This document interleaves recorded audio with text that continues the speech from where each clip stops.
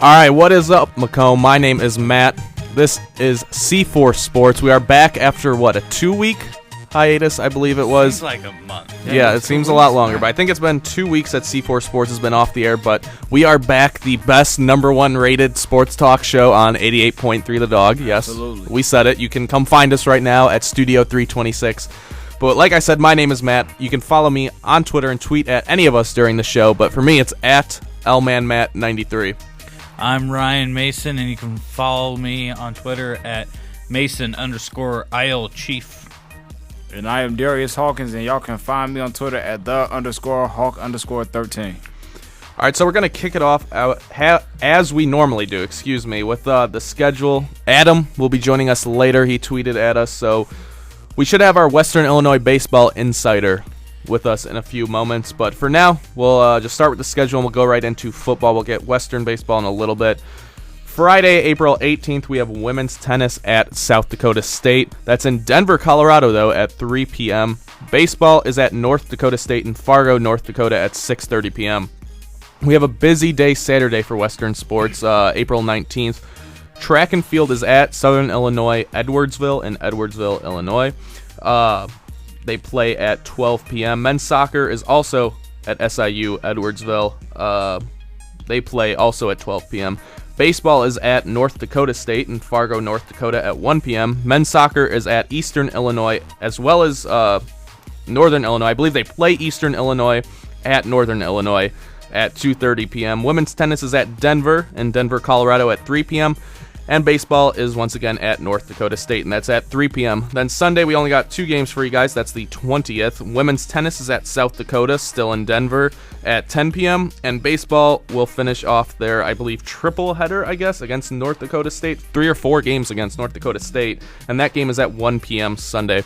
So with Adam not being here to start the show, I think we're going to go ahead and jump into... We have one thing we can discuss. We do for Western. The head coaching job. Head coach leaving. For basketball, who is the one? Molinari's out. He's at Nebraska. Yeah. And I know his last name is Wright. I don't want to call him Brandon Wright because this might mess up my opportunity to get on the squad. Coach Wright, that's what we're going to call him because he's going to be my coach when when Matt and myself take us to the national title game next year. So Coach Wright, paving the way for C4 Sports. Now, was he an assistant under Molinari? Yeah, he was. And then he went to Ball State, I believe, for a year, and then he came back here. So last year he was at Ball State. I don't know. Well, it came out of shock that Molinari was leaving. Yeah. So if they found a coach already, I'm taking it they had a better idea of what was going on behind the scenes. Maybe, because they said Molinari went to Nebraska? Nebraska to be an assistant head coach there. Yeah. So I guess moving on up to maybe get recognized to get another coaching job somewhere else, but I don't know how you can go from a head coaching to assistant. I don't either, especially just like you said, it's been kind of quick, and they only had really one bad year because, last year and the year before that, they were actually pretty good. Maybe he's just feeling the pressure because he was supposed to have me on the team, and he probably felt sorry about it, and it's okay. All he had to do was just, apologize to me personally, but it probably got real emotional for him. He just had to lead the situation. So I just looked it up now. It's Billy Wright is the guy we signed from Ball State. He was with Western before as an associate head coach, but he left a few years ago to go to Ball State. And I heard a few rumors a couple weeks leading up to this, saying that Molinari might go to Nebraska. I guess he's friends with the head coach or something like that, and the head coach really wanted him there. And you're going from Western Illinois to Nebraska, which is always a plus. Who made the NCAA tournament this year. Absolutely. So, you can't blame them for that. But I guess they expect big things from Billy Wright, a.k.a. Coach Wright. Is that, surprisingly, because, I had to do a little reading up on him before I contact him about, how long it's going to take me to get on this squad. But I saw that he coached back in high school, Pike High School. He coached both Marcus and Jeff Teague, and he also coached Courtney Lee. So he knows something about guards making the NBA. So, that's 3 of them. So it's time to make number 4 with Darius Hawkins. It's all about me overall, if y'all haven't figured that out yet. I think this is not even about that. Weston. This is about me fulfilling my dream while I'm over here trying to recover from my knee injury. You know what I'm saying? We're making progress. So this is all about me. I got one final moment, one shining moment, as they say. You're going to hit the shot to send Western Illinois into the NCAA tournament for the first time ever? Yes. Exactly. Right. I mean, I can carry the team until then. That's okay. I'll carry that's what it's all about. It's all about you. You're going to be, rising up on the draft boards. I'm going to hit the one shot, and then that's probably going to be last minute. I'll play the rest of the year. But that's all the school going to remember. It's going to be a big picture that's hanging on the wall. Darius Hawkins being carried away by the crowd. What do you guys think, though? I don't know much about the guy. I never heard of him before this. That was a good fact you brought up about the Teague brothers and Courtney Lee as well. Yeah. But I don't know. He's been an assistant before. Then did he leave to go to Ball State? And now he's coming back, basically. So I don't know. It doesn't seem like he's very experienced, at least at the Division I collegiate ranks. Yeah, I think they just really went for somebody, I think, that was experienced with just actually the school. Because I know he said he's real familiar with the athletic department and everything like that. He said that he really likes recruiting. I don't know if he's been involved with recruiting, the players that are actually here. He said some of the guys that are here are guys he recruited. I don't know how active he is in that. So I don't know if it was a rush decision just to get somebody that was familiar with the area or what it was. But, I mean, hey, hopefully it works out for him. Yeah, hopefully he comes with a new offense. Hopefully.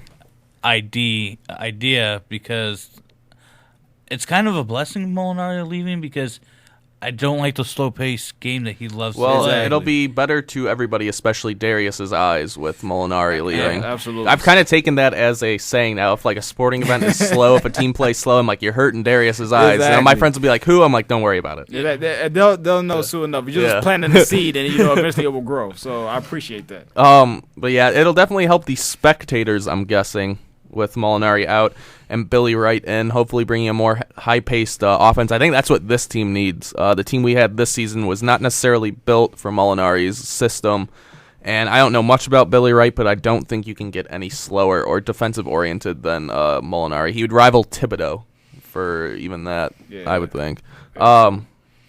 But, yeah, that's definitely some big news in Western sports. We don't get much big news. The other big news was baseball. We're still waiting for Adam. Yeah. But baseball was able to beat Iowa in 10 innings last night. Yeah, and that anytime you can beat a Big Ten conference team, and probably has a lot more money at their disposal for scholarships, and probably a bigger class of athletes to beat them, and extras also. I mean, that shows a lot of character right there.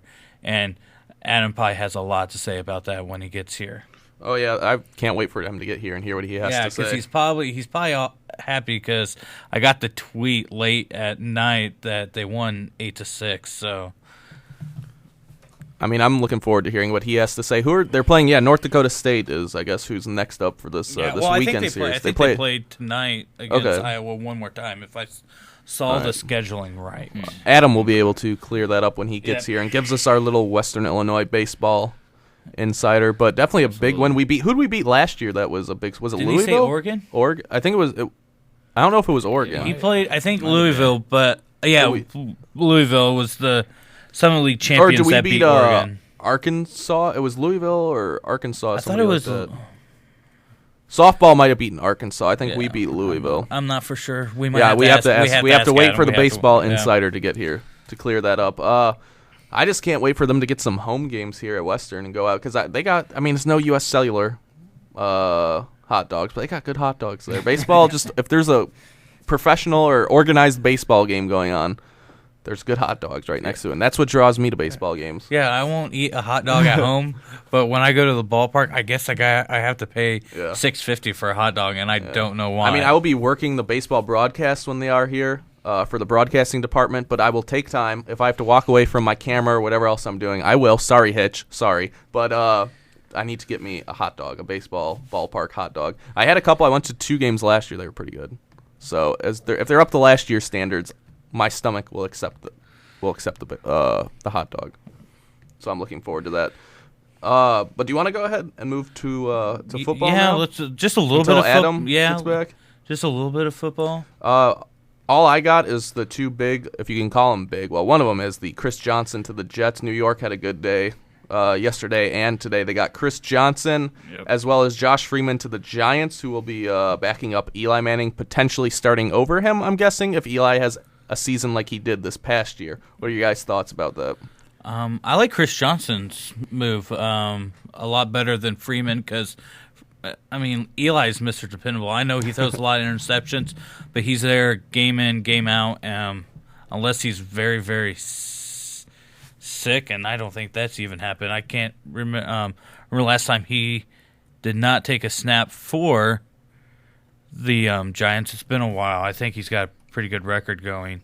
But I like Chris Johnson, so I think if he can get back to where he was, that's the question with Chris Johnson for me. But if he can, then I'm not saying they're going to be a playoff team, but I think they're trending forward than going back because you just don't know what's going on with that quarterback position right now. Yeah, I don't really know what to expect from Chris Johnson. I know he's the only running back in the league that's reached 1,000 yards the last 6 seasons, but he didn't get it last year until the exact final game.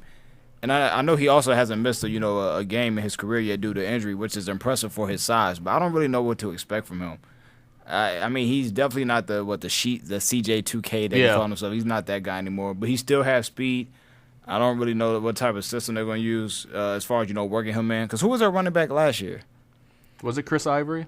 Yeah, it was Ivory. Okay.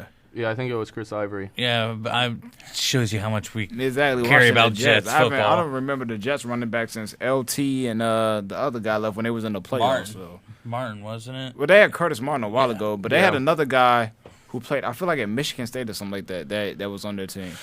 But anyway, Josh Freeman, I don't even think he's going to even see the field besides preseason because like y'all said, Eli doesn't miss any snaps, and then if he just happens to miss one, Josh Freeman last year was horrible. So, yeah, he was pretty bad. He had, a good year 2 years ago in, 2011 or 2012. Yeah, one real nice year. And since he had a great year. That's when Tampa Bay almost made the playoffs, I think. They went 10-6 that year. Yeah. They might have made it. I think they did make it because that was Raheem Morris, and they made the playoffs. And then the next year they missed it with a lot of injuries, and Raheem Morris got fired. I don't really know what to expect from Josh Freeman. All I hope is no matter whether he or Eli plays, when they play us, both times next year, throw all the picks you want. That's all that really matters to me. And besides that, they can have all the success they want to have. But when they play us, just keep losing. That's all that matters. Yeah, I think these are both kind of overrated picks. Chris Johnson, not what he once was. I think you look at the stats and you look at the total yards he's had, and they compare him to Walter Payton, Emmitt Smith, all these guys. You got to look at the numbers more. Like Darius said, he hit the 1,000 mark the last game of the season last year. While that's nothing to scoff at or anything, he's not CJ2K. He's not. You said that perfectly. His numbers are definitely back heavy, where he did most of the work in 2008, 2009, 2010, and since then he's just been on a steady decline. Since then, I think he's still a top tier running back, not elite necessarily, but definitely top tier. Somebody who will start almost anywhere he goes. I think he's not even comparable to Adrian Peterson anymore, or guys like that. But I think it's definitely an improvement for the Jets, not a game changer by any means. He's not going to put him on his shoulders, go Adrian Peterson style, and make him a playoff contender even. But I think it's definitely a positive move for the Jets. It'll improve their backfield. Like we said, we only knew Chris Ivory last year, and I think he maybe rushed for 800 yards. I think I was considering picking him up a few times on my fantasy team last year. That's the only reason I know that was because I was receiver and quarterback heavy. I needed some running back help, so that's why I recognized the name there. I know a little bit about his numbers. But for the Giants, I said this to you guys before the show. The biggest mystery to me of the 21st century for sports is how does Eli Manning have 2 Super Bowl rings? The guy is terrible. He is terrible. And yet he's won 2 Super Bowl championships. So he's the definition of inconsistent for me at quarterback. The defense carried him, and then he just makes big plays in the Super Bowl, but the defense really carried him. Yeah, I do think he is. He's got the Rex Grossman syndrome where the Bears defense carried Grossman to that Super Bowl. They probably would have won if they had a competent quarterback back there. I tell my stepmom, who is a Colts fan in a house full of Bears fans, and then there's me. But I even tell her, I'm like, I don't like the Bears. I'm a Packers fan, but the Bears should have won that Super Bowl if they didn't have Rex Grossman as their quarterback. So Eli's been carried by a couple teams to 2 Super Bowls, and I think last year that shows up. I think that's more who Eli Manning truly is, and I would not be surprised if Josh Freeman starts for them. And I still don't know what to make of Freeman. That one good year we talked about, and then he's just had bad years. I don't think he's had confidence in the coaching staff since Morris was fired in Tampa Bay. I don't think he's liked the situation since his one good year, so a little bit of a head case, yeah, but I mean, nowadays, a lot of these athletes, a lot of these quarterbacks are divas, so I'm interested to see what Freeman can do in the Giants organization if he's comfortable, confident, and I'm pretty sure he's going to get the chance because I don't have confidence in Eli Manning, especially when he does not have a good team around him. He seems to be a guy who can play well when he has a good team around him, but he is another guy not going to carry the team. He can't. I don't think he can. So it's definitely something to keep an eye on. I think it might be an interesting storyline if Eli Manning starts to throw a ton of interceptions, which I think he will. And you could see some back page controversy there in New York again over the quarterback situation. Very true. Yeah, I feel the same way. Maybe Coughlin can change Freeman's motivation, but I still think it's Eli's team. They're paying him all that. I don't know if it's a lot of money, but they're paying him money to be number one and Freeman to basically sit on the bench. So, but I'd have not a very short leash, but I'd have a little shorter of a leash on Eli this year. Yeah, I think you have to. I think it's interesting to see who he's even going to throw to because Hakeem Nicks is, with the Colts now. So didn't they re-sign Manningham? I thought the Giants had got him. I thought he went back to San Francisco. I thought he did. I'm not sure if he came back. That's what I thought I saw on Twitter. Was that we can look? We'll look. We can look that up. But also another some more news out of New York. Sidney Rice, took a visit today with the Jets. So I mean, I guess we'll see how he recovers. He had knee problems, I believe. I think it was the ACL he tore. But he's only 29 years old, and he was very productive, especially that year when Brett Favre was there, in Minnesota. So I think it's interesting to see what they can do because they definitely needed wide receiver help last year. And Santonio Holmes, who is more of a name than a person with game, is not even there anymore. So they definitely could use some wide receiver help. Yeah, and I think they'll address that in the draft. They have to with this deep of a draft with running wide receivers. If you don't see a wide receiver taken by you're the first pick, then you have no confidence in the Jets this year because they need to get good quality for Vic or Smith to throw to. Yeah. And Manningham did re-sign with New York, the Giants, back in March. I think it said March 18th he re-signed with the New York Giants. Okay. So at least Eli's got him. Yeah, well, the Jets, man, they're making a lot of moves. Like, they're changing the whole offense of Vic, Chris Johnson. They brought in Eric Decker, and maybe now Sidney Rice. So, I mean, they're changing their whole offense up. Do you think Vic and Chris Johnson could be a dangerous duo? Maybe a sort of kind of like option look even in the backfield? Maybe in Madden. Yeah, in Madden they can. Not in real life. You don't think so? No. I think Mike, even though we love Vic, we both love Vic, his best days are behind him. And Chris Johnson, we know running back shelf life is real low in the league right now. So I don't even think he'll get 1,000 yards this year. So I don't know. I don't see how they can be too much of a threat. Maybe just on paper you might think of them as a threat, but I think once the season starts progressing, like around like week 8 or 9, I think we'll see it's not really too much anything. Okay. Yeah. You don't even see him as a playoff contender at all? Now, they might compete for a wild card. Well, it has to be a wild card because they're not going to get the division. So maybe they could compete for a wild card. I mean, they competed for a wild card this year for a few weeks. So I don't know. Maybe they can get around that 7-9, 8-8, maybe 9-7. But besides that, I don't know. It would be nice to see him in the playoffs, but I really don't know how much you're going to get out of Vic or Chris Johnson, to be honest with you. I mean, those are two guys with speed. I like speed a lot, but I just don't know how much you're going to get from either one. I have nothing else to say. I mean, we talked about that, about what was better. So I still think it's up in there who starts as a quarterback for them. And I don't even think Rex Ryan has an idea. I mean, who even knows? Who's Matt? Is it Mark Barkley? Yeah, is he USC? with them? No, he's with the Eagles. Eagles, that's right. Yeah. I always get the Eagles and Jets mixed up a little bit. Now since they're just trading players like none other this offseason. So another big news that came out of football was Alden Smith. Yep. And his stupidity out in LAX. Don't know if he was drunk or under the influence, but I guess said that he had a bomb on him, and even though it wasn't true, but then he's probably released from jail. It's just stupidity. 2 DUIs in the last 24 months, and the story. I guess the story is who's going to flinch first, punishing him. Should the 49ers go ahead and punish him, or should they just wait for the NFL to punish him? I say the 49ers need to step in and do something because they sent him to the treatment, and I guess that did not work. Yeah. So, and I don't think, Jim Harbaugh is not the best of disciplined people to have when you're dealing with a player like this, and now you want to bring Chris Martin into a situation coming up up pretty soon. It's some sources actually today that's saying that Smith might not play for the 49ers this year. It doesn't necessarily mean they're going to release him, so I guess we'll see more details with that. But we were talking about the Jets making a lot of moves on the field. The 49ers have been in the news a lot off the field this offseason for, a lot of problems. First it was Harbaugh. He has a problem with the general manager. They don't agree.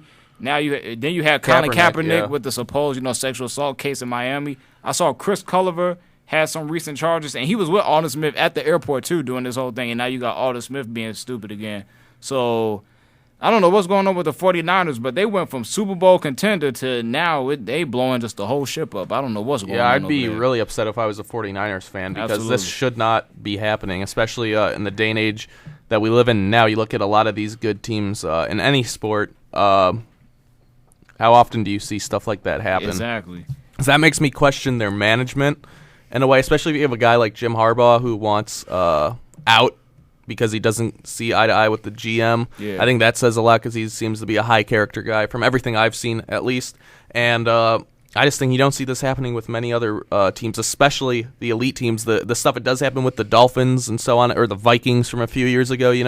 It seems to be bottom tier teams that it happens to. If you want to be an elite team like the Patriots, the Packers, whoever, even the Bears, stuff like that, you got to be you can't have this stuff in your team or your locker room. So I would be very upset with the 49ers if I was a 49ers fan because this can't happen for a Super Bowl contending team. It really can't. They're a young team. Yep. And with a young coach. Yeah. 3 years. I think that's the worst part. Is this going to be his third year or fourth year as a head coach? I believe fourth, I think. Fourth. Yeah. So all young, and you're having young trying to police young, and probably I don't even know if they have a player in there that, Alex Smith. This did not happen when Alex Smith was there. They didn't win either. Yeah. You had that. They didn't win, but they had that level head because Smith is one of those, and you can see that in. Well, they do have a couple of veterans on the team, like a Patrick Willis as their defensive leader. They have Anquan Bolden, who's been in the league for about 11 years now.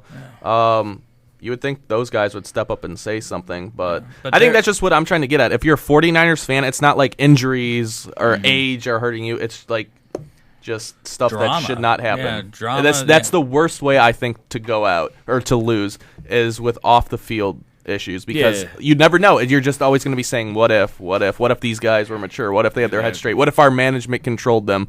And as a fan, I know that pain, and it's the worst. I'd rather lose straight up than have to ask what if and stuff like that. Yeah, the off-the-field stuff is really something you can't really, control. But as far as the GMs and the coaches disagreeing with each other, I think that's all about having success just real early. And it's all about egos because even going back to other sports, Jerry Krause and Phil Jackson had ego problems, and that's part of the reason the Bulls broke up in '98 after they won that sixth title. So, and you can look at Phil Jackson again with the whole Lakers, ego a lot of time plays into it when you start winning.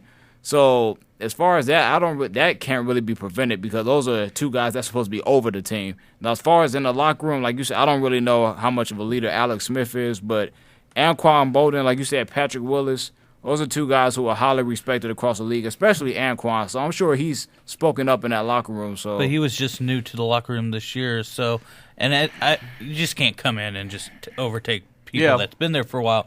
But still, 11 years. You think if he says something, you'd probably sit down and say, "Okay, I'll listen." Yeah, I don't know what's going on with Alden Smith. Even with the Colin Kaepernick, we're like, Okay, we don't know all the details about that case, so that's a little bit different. But Alden Smith did multiple problems, problem after problem. Yeah. And this last one in the airport, I don't know if it was alcohol or drug influence.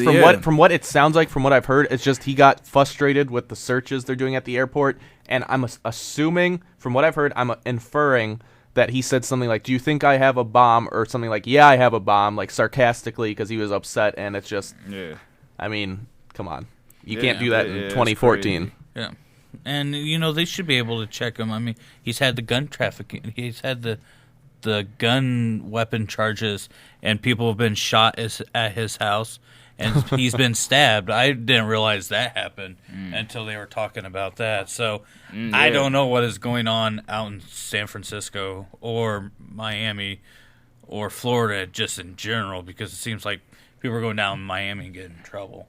Well, Kaepernick. People always get into trouble in Miami. I'm surprised LeBron ain't got into no nonsense since he got down there. Miami, there's trouble for everybody, but San Francisco, man. Hey, well, at least it ain't Dallas. That's just how we can look at it. At least it ain't us. Yeah, I'm happy it's not the Packers. Well, what is there to do in Green Bay? Yeah, nothing to do in Green Bay. But I think we have one more. Yeah, one more. And this game, I didn't realize this until I turn on PTI.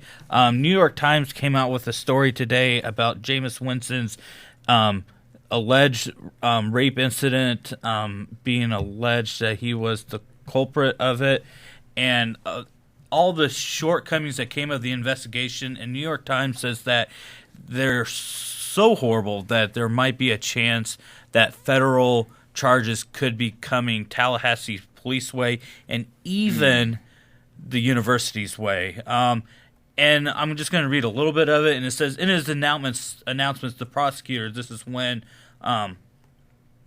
they said that Winston wouldn't be charged, said that acknowledged a number of shortcomings in the police investigation. In fact, an examination by the New York Times has found that there was virtually no investigation at all, either by police or the university. The police did not follow the obvious leads, have quickly identified the suspect, one of whom videotaped part of the sexual encounter. So they have videotape out there, and they did not even question the man or female.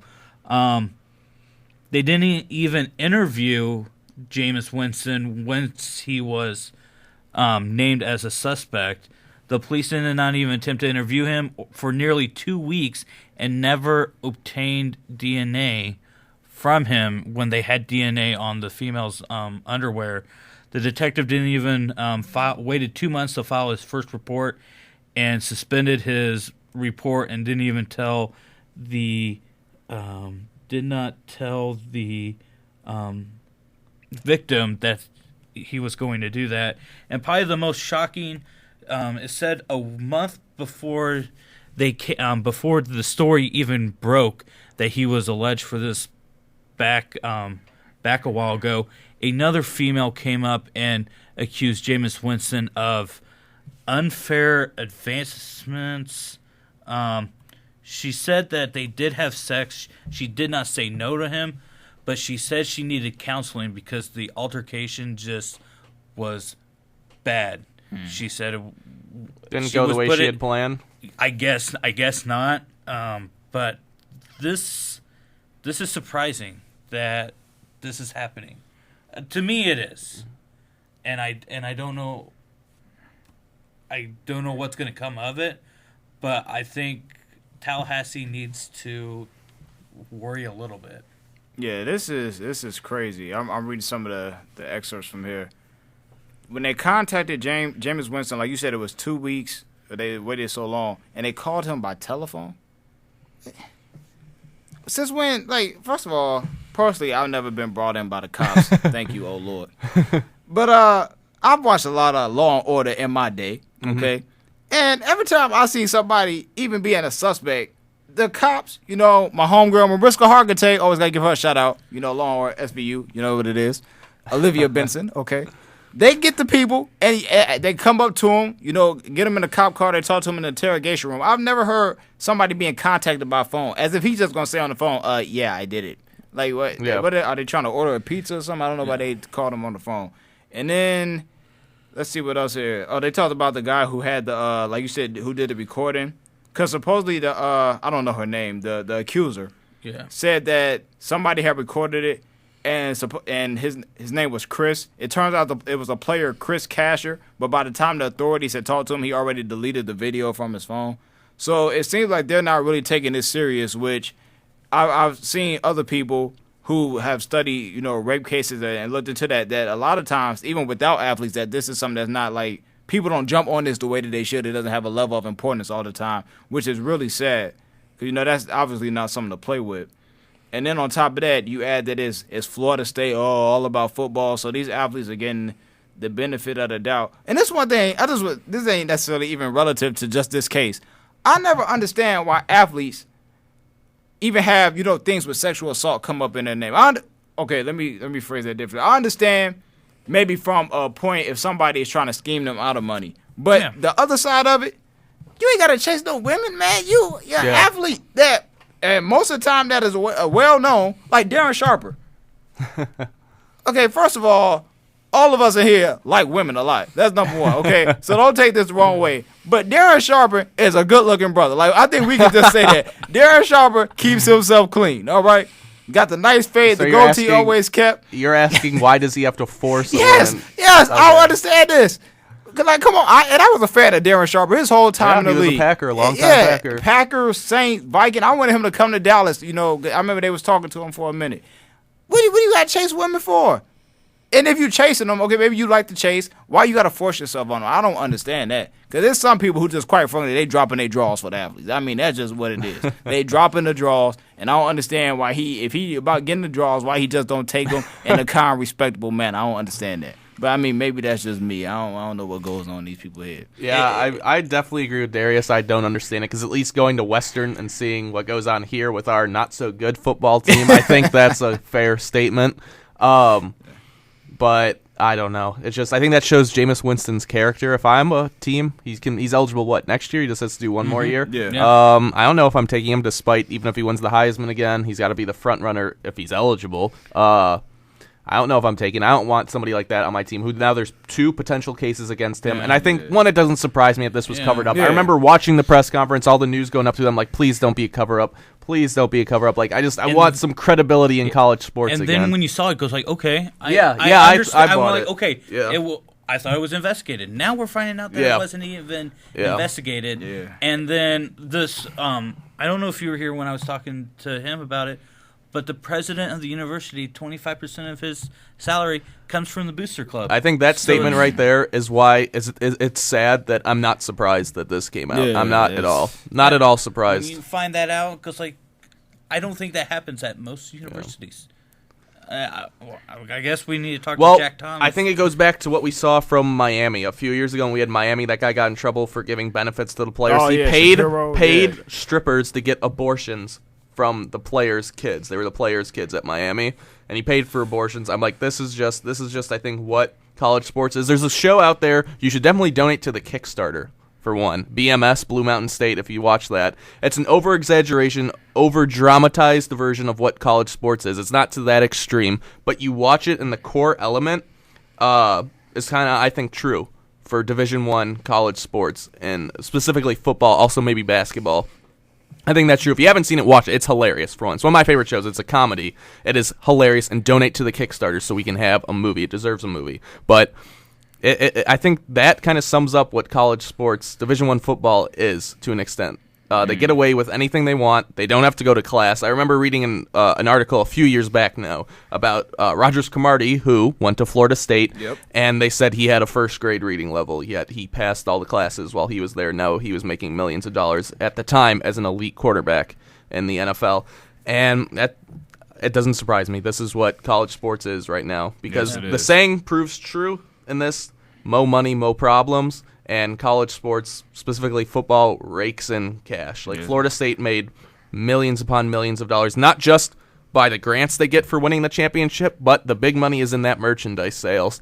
And just think of all the national championship T-shirts they sold from winning it all. And That's basically what I got to say. If I'm doing the hashtag game on Sports Nation right now for this, I just say hashtag mo money, mo problems, because that's what it is. Well, the story they did on Big East basketball for 30 on 30, they were showing how much Syracuse basketball made, and it's a good program, and you'll disagree. No, it's a good program. It's a good program, but it showed how much money it brought and how much crappy Syracuse football brought. Yeah. And it was just, I think, 5 times? Yeah. At least 5 times the amount of money that Syracuse football brought into the basketball. And I'm going, there's something wrong. They can't police themselves. I don't know if they're ever going to be able to. If you're an administrator, I wrote a couple papers while I was at college at DuPage, my first year of school, about the NCAA. And even the NCAA, not just them, but if you're one of these administrators at the school, or even the head coach, like Saban makes millions of dollars. I don't know what it is, but you're making millions of dollars off these kids. You're essentially, if you like suspend Winston for the championship game, bye-bye, like my $10 million bonus. Exactly. Bye-bye. Who's going to do that? Who honestly could sit here and say, oh, yeah, I would do that? I don't know if I could. Absolutely don't know if not. I could. I mean, you got to be proven guilty if I was going to do that. I ain't throwing $10 million on those, suspicions. Yeah. So I don't know if anything's going to change. I wish it would. It's just nowadays of just scandals are better news. And that's I want to see just clean programs. And it's going to... I don't know if you will. I really don't know if you ever will. We ain't never going to see that. Or I don't want to see stories of character being brought out either. You think somebody that professional, I still have that idea of professional, you should not be acting a certain way, like Alden Smith. Professional should not be. Oh, yeah, I agree with you, absolutely. That stuff. And it's the same thing with this. You're a professional on campus, even though you're 20 years old, but you're the face of an organization that is multi-million-dollar organization. I know. Is it because you're probably not making money? Yeah. But need to grow up. Or football teams. I'd like to see more NFL teams say, no, see ya. We're going to pass you. Even though we need a quarterback and you're the best quarterback that we could possibly get, we're going to say no because we don't like your character. Yeah. I just think that's why I think the NCAA needs to not necessarily pay the players, but quote, pay the players. Like they just did the thing because Shabazz Napier said he was starving, and now they get the free meals, which that should be a thing. Why it isn't already doesn't make sense. Yeah. But that's why the NCAA, I just think, needs to embrace the beast they have created and just not necessarily, like I said, give them a salary, but let's just, quote, pay the players, end quote. And I think you'll see a lot of this, maybe not go away, but I think it'll subdue a bit because you're giving them what they want. And I think it'll just make life easier for them. And then you can hold them to a higher standard. Like, okay, you're getting incentives, you're getting this, you're getting that. You're kind of a professional now, so you need to carry yourself like a professional. And I think it'd be easier to discipline them as well if you did that. Yes. Like, you could take certain things away from them or whatnot. And so if they want their food or whatever, they got to behave if they want those extra incentives or whatever. That's all I had for football. So I don't know if anybody else has anything. No, that's it for me with the pigskin. Yeah, I think so. We're still waiting on Adam in the studio to get some Western baseball. So we're going to take a quick break, probably a 2-minute break here. But on the other side of the break, I think we'll go ahead and start our NBA season recap until Mr. Feiner gets to Studio 326. So coming up next, we got the 2013-2014 NBA regular season wrap-up. The last night of games is tonight, so we'll do a little bit of playoff predictions. Darius has got the lockdown on what needs to happen for what seeds to be where, but we can still look ahead to the playoffs. We'll go with what we got for right now. So keep it right here on C4 Sports. You're listening to 88.3 FM, The Dog.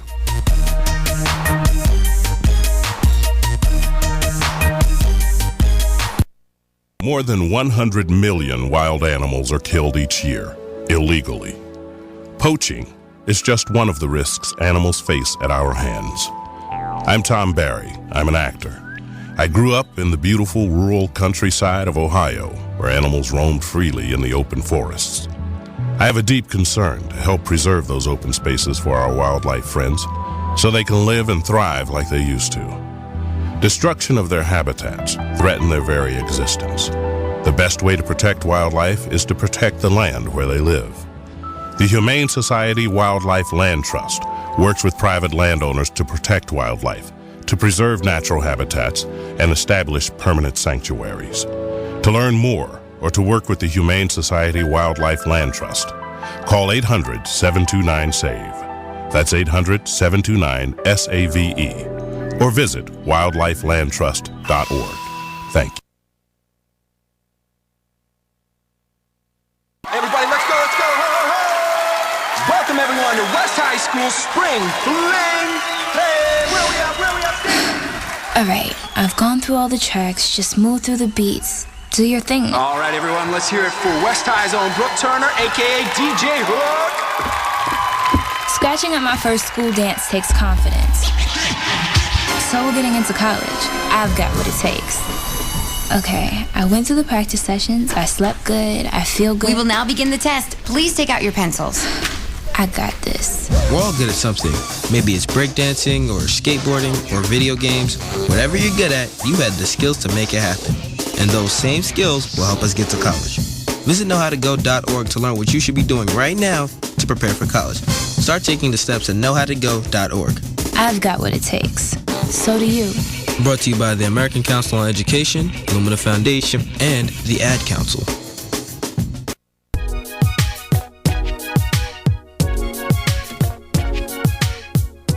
All right, welcome back to C4 Sports right here on 88.3 The Dog.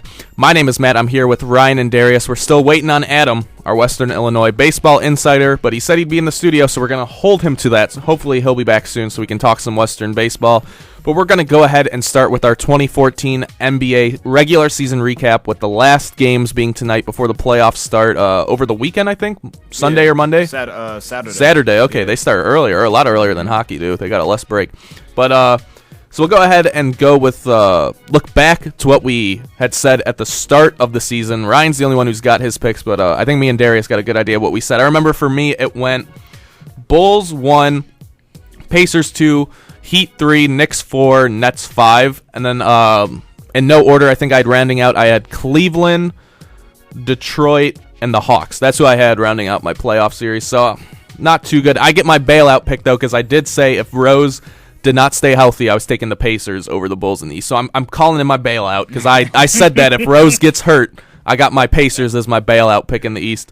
So, I mean, I did all right. I think I did solid. The only thing I felt bad on was my bold prediction, my sleeper pick, was the Cleveland Cavaliers. I expected big things from Kyrie. I had him on my MVP list. I had him at 4 or 5, and just he's bailing out. He apparently doesn't like the situation in Cleveland. I guess it's something in the water out there, because we've seen that before. But he doesn't like playing for the Cavaliers, and they had a god-awful season. I think it started when they with that number 1 pick they had, Bennett. Yeah. That was a really dumb decision, and it proved to kill their team, I think, this year, because despite getting Luol Deng from the Bulls in a trade, they could never really turn it around. So that I'm kind of feeling bad. And out west, I had Spurs, Thunder, which I ended up feeling pretty good about. But then I think I had Golden State at 3, Clippers 4, and then I think I had Nuggets. I don't even think I had the Blazers in there at all. Definitely know I didn't have the Suns in contention, so that's what I remember from that. My bold pick was the Warriors at 3, and I thought they could make a possible NBA Finals run. I don't think I picked them to really win it, but I thought they had a chance at making the Finals, and injuries, I think, derailed them a bit this year, because I know Bogut is out now. Darius, you were telling me that before the show started. And even that, other than Steph Curry, who had a MVP discussion season, I don't want to say finalist or anything, but he's in the talk. He's the top 5, top 6 for MVP this year. Other than him, there was no consistency from them. I had Iguodala for a while on my fantasy team. He did not perform to what I thought he was going to do. I've said he's the worst version of LeBron. Well, he was the terrible version of LeBron, if we're going to go there this year. Klay Thompson, I've never liked Klay. This season's kind of showed why. Very inconsistent. Didn't get much from him other than a solid 3-point shooter. And their bigs, David Lee played all right. Bogut was okay when he was healthy. I like what they got from Jermaine O'Neal for his age. Yeah. But other than that, I'd say I'm a little disappointed with Golden State, and I don't have them coming out of the first round for this year at all. So I'm not too confident with that. Both my sleeper picks were pretty bad. But other than that, I'm happy with what I predicted, with calling in my Derrick Rose bailout. Well, let's see. I know in the East I did have Indiana again the 1 seed, so whoop-de-doo, they did that. I had the Bulls at 2, Miami at 3, Brooklyn 4, New York 5, And then I don't remember the order of the last three, but I know I had the Wizards, Detroit, and Cleveland. So Detroit and Cleveland, they messed me up with that. But, I mean, hey, whatever. Kyrie, ball hog, he likes dribbling too much. That's his problem. I don't know what happened to Detroit. They're just horrible. I thought they were going to get at least a little bit better, but oh well. In the West, that's when it gets a little interesting. Had Golden State being the 1 seed. Steph Curry had a very good year. I thought Harrison Barnes coming off the bench was going to be great. I thought Iguodala, even though I can't stand him, I thought he was going to add something to the team. And they actually got off to a good start, but then he hurt his hamstring, and after that, they've had a lot of bad losses too this year, which they really shouldn't be having. And some of them have been at home, and Golden State is actually a place where they're usually tough to beat at home, but this year I don't know what's been happening. So I had Golden State as the 1 seed. I had Clippers as a 2 seed, which if Oklahoma City loses tonight and the Clippers win, they can get the 2 seed. Now, that probably won't happen because Blake Griffin and J.J. Redick are sitting out. And let's see, who did I have 4? I think I might have had – did I have Houston 4? I don't even know. But I know my bold prediction was that I was going to have Portland or Minnesota getting in the playoffs. I had Minnesota as an 8 seed and Portland if Minnesota was hurt. Well, Portland got a 5 seed. They could have ended with 4, but they're going to end with 5. So I'm just happy that my boy Dame Lillard is in the playoffs. I had Golden State versus the Bulls in the finals. Like you, I'm going to call in Derrick Rose. You know, he got hurt, so we just going to ignore, all that about the Bulls. We just going to pretend they didn't even play the Bulls, this year. Everybody gets a free bailout on the Derrick Rose bailout. We're calling Obama. We're getting another bailout for Derrick Rose. That's perfectly fine. Now, Golden State, I probably shouldn't have said that, but it's okay. I don't know why I didn't have the Spurs high. I think I might have had the Spurs 5th. That might have been what it was. I had them 4th or 5th. I don't know. Maybe I told you, don't sleep on them. Yeah, I think I might have had something bad to eat that day or something. My brain just wasn't working properly. No, you're saying they were just old timers, if I can remember right. I probably did say that. I won't even doubt that. I probably did say that. That sounds like a Darius thing. It does. So, yeah, my fault, y'all. My fault, Spurs, because y'all looking like y'all trying to do something again this year, so who knows. Well, I have mine listed, and I remember it all because I wrote it down. I have Heat, Bulls, Pacers, Brooklyn, Knicks, Atlanta, Cleveland, and Boston. Thank you, Knicks and Boston. I don't know why I had Boston as. We all told you too. We tried to tell you. But hold on. You thought that was awesome. Just wait till I get to the bottom of the Western Conference. Spurs, Oklahoma City, Memphis. I don't know what I was thinking there. Hey, they made the 8 seed. Right now. Golden State, the Clippers, Houston. Then I had Minnesota. I just thought they would finally get in. Yeah. And then. I'll have a mulligan on it. Can I get the non-Derrick Rose bailout for this one? I had Lakers as an 8 seed. I don't know if I can give you that one. Let me tell you why. You're gonna have to talk to Obama yourself for that one. I feel like we told you this. That even with Kobe, they weren't going to make the playoffs. And I don't care what Kobe had to average like 35, 10, and 5 for them to make the playoffs this year. They weren't going to. I don't even think like 2006 Kobe Bryant. Brought them to the playoffs. There was no way they were going to make the playoffs. Back when he still wore number 8 and had the mini fro. Yeah, I'm sorry. I tried. Okay, I tried. It's okay. It's okay, Ryan. It's okay. I know you called me old man Kobe. For a couple times when I was trying to be negative, so I guess I should have just stuck with him. Well, Kobe's on vacation right now as the team still has another game left. So, I mean, hey, and he said next year is going to be a great year. Yeah, I saw his tweet, and everybody was just pause. Yeah, pause. Okay. And my championship that I picked way back then is still Oklahoma City over Brooklyn, and I just want to. We'll let you change that when we get to our preview section. And the man himself is in the building. We have Adam. He just sat down. So we're doing our NBA recap right now. I don't know if you have your picks. Me and Darius don't. We just went off our top of our head from what you made at the beginning of the season. If you can, think back to what your picks were on our NBA preview show back in whatever it was, October last semester, when we all barely knew each other. Now we're a close-knit group of friends. But so go ahead and think back what you said and talk about the order you had everybody in, how they finished, and kind of we were also looking at our sleeper picks and how they ended up doing. Basically, I'm kind of cheating off Ryan's sheet here, but the first, I think I'll go with the East. I had Indiana 1, and they're 1. Heat 2, Bulls 3, and they're battling it out. We're giving you the Derrick Rose bailout, by the way. Yeah. Obama called the show. Right before you came, I picked up. I was like, all right, Mr. President, we're getting the Derrick Rose bailout. Okay, Awesome. so you're okay with the Bulls. Okay. And he still might be right because they might get the 3. So really, Adam knew something that he just didn't tell us during the NBA preview. Did you know? Did you talk to Rose before the season? Be like, how's that other knee feeling? Yeah, I did. Yeah. As far as the rest of the picks go, I had the Knicks in there. I think everybody did. They underachieved wildly. I had Cleveland in there. They were going to be my surprise pick. Maybe pick up the 5 seed. That's what I said. And that didn't work. But other than that, I had Atlanta at the 8. I'll switch over to the West. I had basically the top pretty good. I mean, Spurs, Clippers, Heat, Oklahoma City. I had Minnesota, like a lot of people, as a sleeper. That didn't pan out. Other than that, my top is looking okay. I have Pacers, Clippers in the finals. I think I'm going to change the Pacers, though. Yeah, I just can't. We'll get to with that. them. That's what we're going to end with the NBA. We're going to end with our playoff preview, despite one night left. But what were you guys? I think I'll ask now. What was your favorite moment from this NBA season, if you could recall just one? You can name a couple, but you have to pick just one. I already have my favorite. All right, go ahead. And it's the whole season as a collection. That the Milwaukee Bucks could end in last place with the 76ers 26 game losing streak. 20 losing streak. That is probably my favorite moment, is because people were tanking and the Milwaukee Bucks just kept on playing. That's all I have to say about that. What about you, Adam? This season was very good. I would have to say Kevin Durant's streak of 30-point games. 25 was it? 25-point games? Mm-hmm. I want to say it got into, the 30s or something? No, I thought it was 41 because he beat Jordan. Yeah, he did. It ended on 41, I thought. Yeah. That streak, I don't know if you'll see that anytime soon. You might see it next year with, who knows, maybe Carmelo does it or Durant does it again. So I would have to say that. Him kind of dethroning LeBron at the top and there being not much controversy.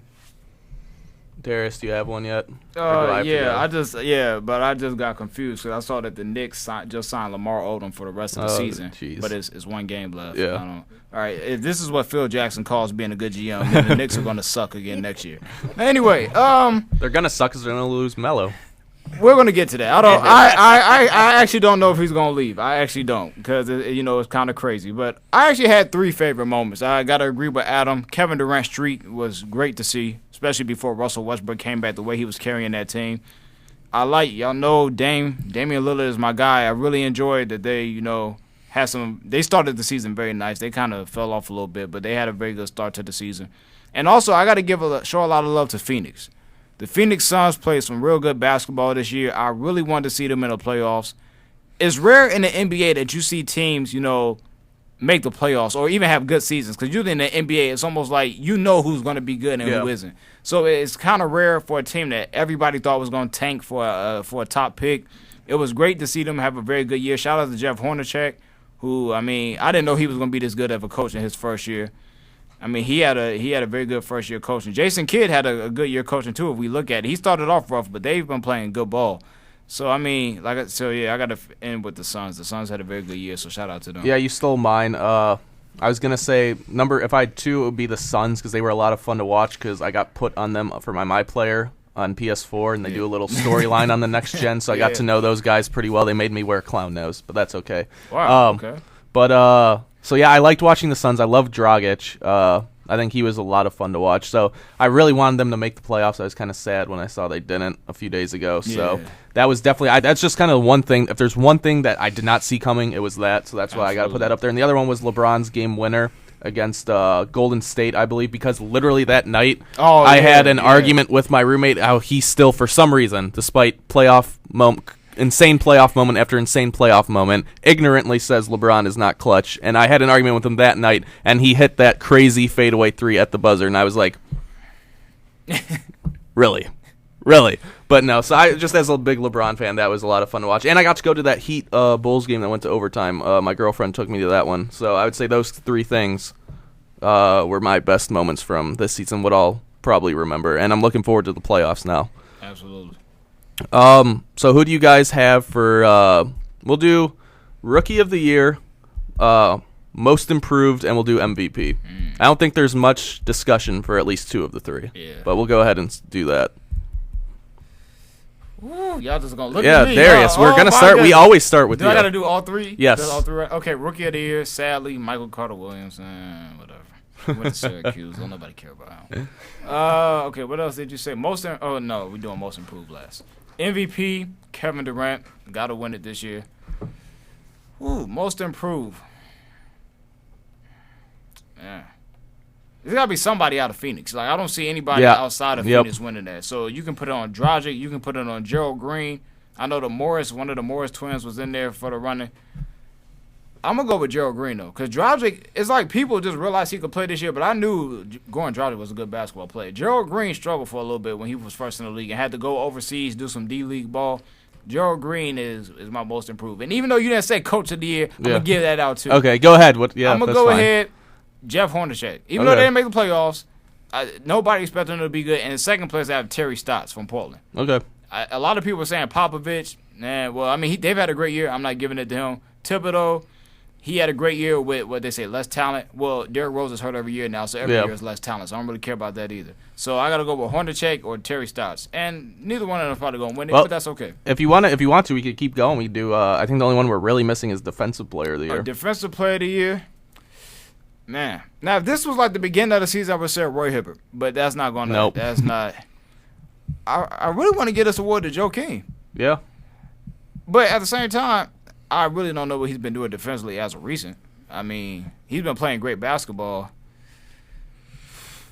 That's going to be a surprise because I remember it was a surprise when Marc Gasol won last year, and everybody was like, "This was LeBron's year to win the award." So trust me, I know he should have won it the past 3 years. So that's okay. Well, we know it won't be Dwight Howard, so we can at least all be happy about that. If Dwight wins nothing, then America's in a better place.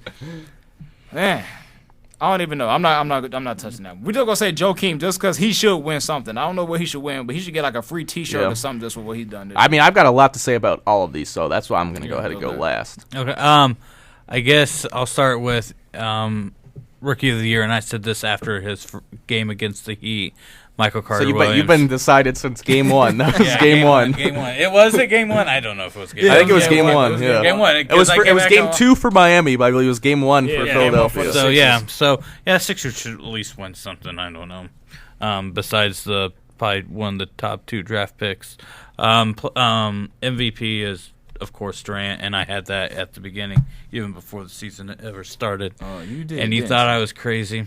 Hold on, who the? I didn't think you were. I had Durant. No, I said you thought I was crazy because I had them winning a lot of hard. Oh yeah. Because it goes like what? Because they'll be sitting on the bench at the end of the season. Yeah, I remember. You're right. I remember. I remember I had Chris Paul winning MVP. You did. So. You two did. Yeah, I did not. Then it was Coach of the Year. Coach of the Year. I would say the guy from Phoenix, Hornacek. Hornacek. Close second would. I still like Popovich. Just having that team around and just year in year out. He probably will win it. Yeah. What was the other one? Most improved. Most improved and defensive player of the year. Defensive, give it to Noah, and I would even give most improved to maybe Noah. Yeah. For him, if it wasn't for Noah, and I don't like Noah, if Noah just didn't step up, the Bulls could be out of the playoffs or an 8 They probably should be if it wasn't for him, I think. Noah step up, and I'm saying this because of the absence of, I don't even know what he did last year, but just his intensity just sums it up for me that he should at least win something. Because for Noah, the last couple years when Rose has been hurt, they've had a much better team. This is the worst team they've had. Because at least being a LeBron fan, you look back at 2011, if anything, with hindsight, LeBron should have won that MVP over Rose because the Cavaliers went from first to worst, and we've seen the Bulls have made the playoffs every year without Rose. But I think this is definitely the worst team the Bulls have had since Rose has been undergoing his injury woes, and this has really been a good year for Joakim Noah. I've never seen a player raise his stock more than Noah did this year. Let me see. Rookie of the year, I got to go with Michael Carter-Williams. I'm just hoping the draft class this year is 10 times better than last year's. MVP is Durant. Most improved, and you stole it, Gerald Green, because like you said, he was bouncing around everywhere. He was just trying to get a job. He was trying to get a paycheck. Absolutely. And found a home in Phoenix under Hornacek, and kudos to him. I would say Coach of the Year, I got to give it to Terry Stotts because he made basketball important in Portland. I've been in that arena. That's a fun place when the Blazers are good. Yeah.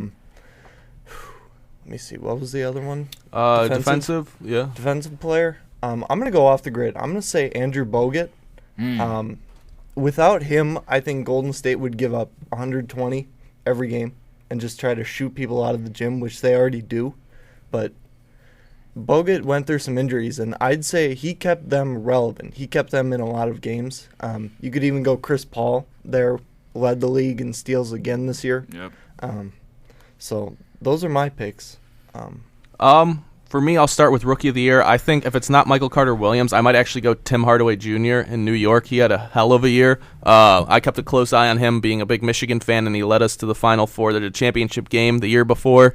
I really liked what I saw. He was one of the league leaders, I believe, in three-point shooting this year. If anything, I'm going to say Tim Hardaway Jr. just for who else really is there other than really Michael Carter-Williams, maybe Oladipo, maybe. But this was a terrible rookie class, so I'd probably go Tim Hardaway Jr. for me, if only to be different.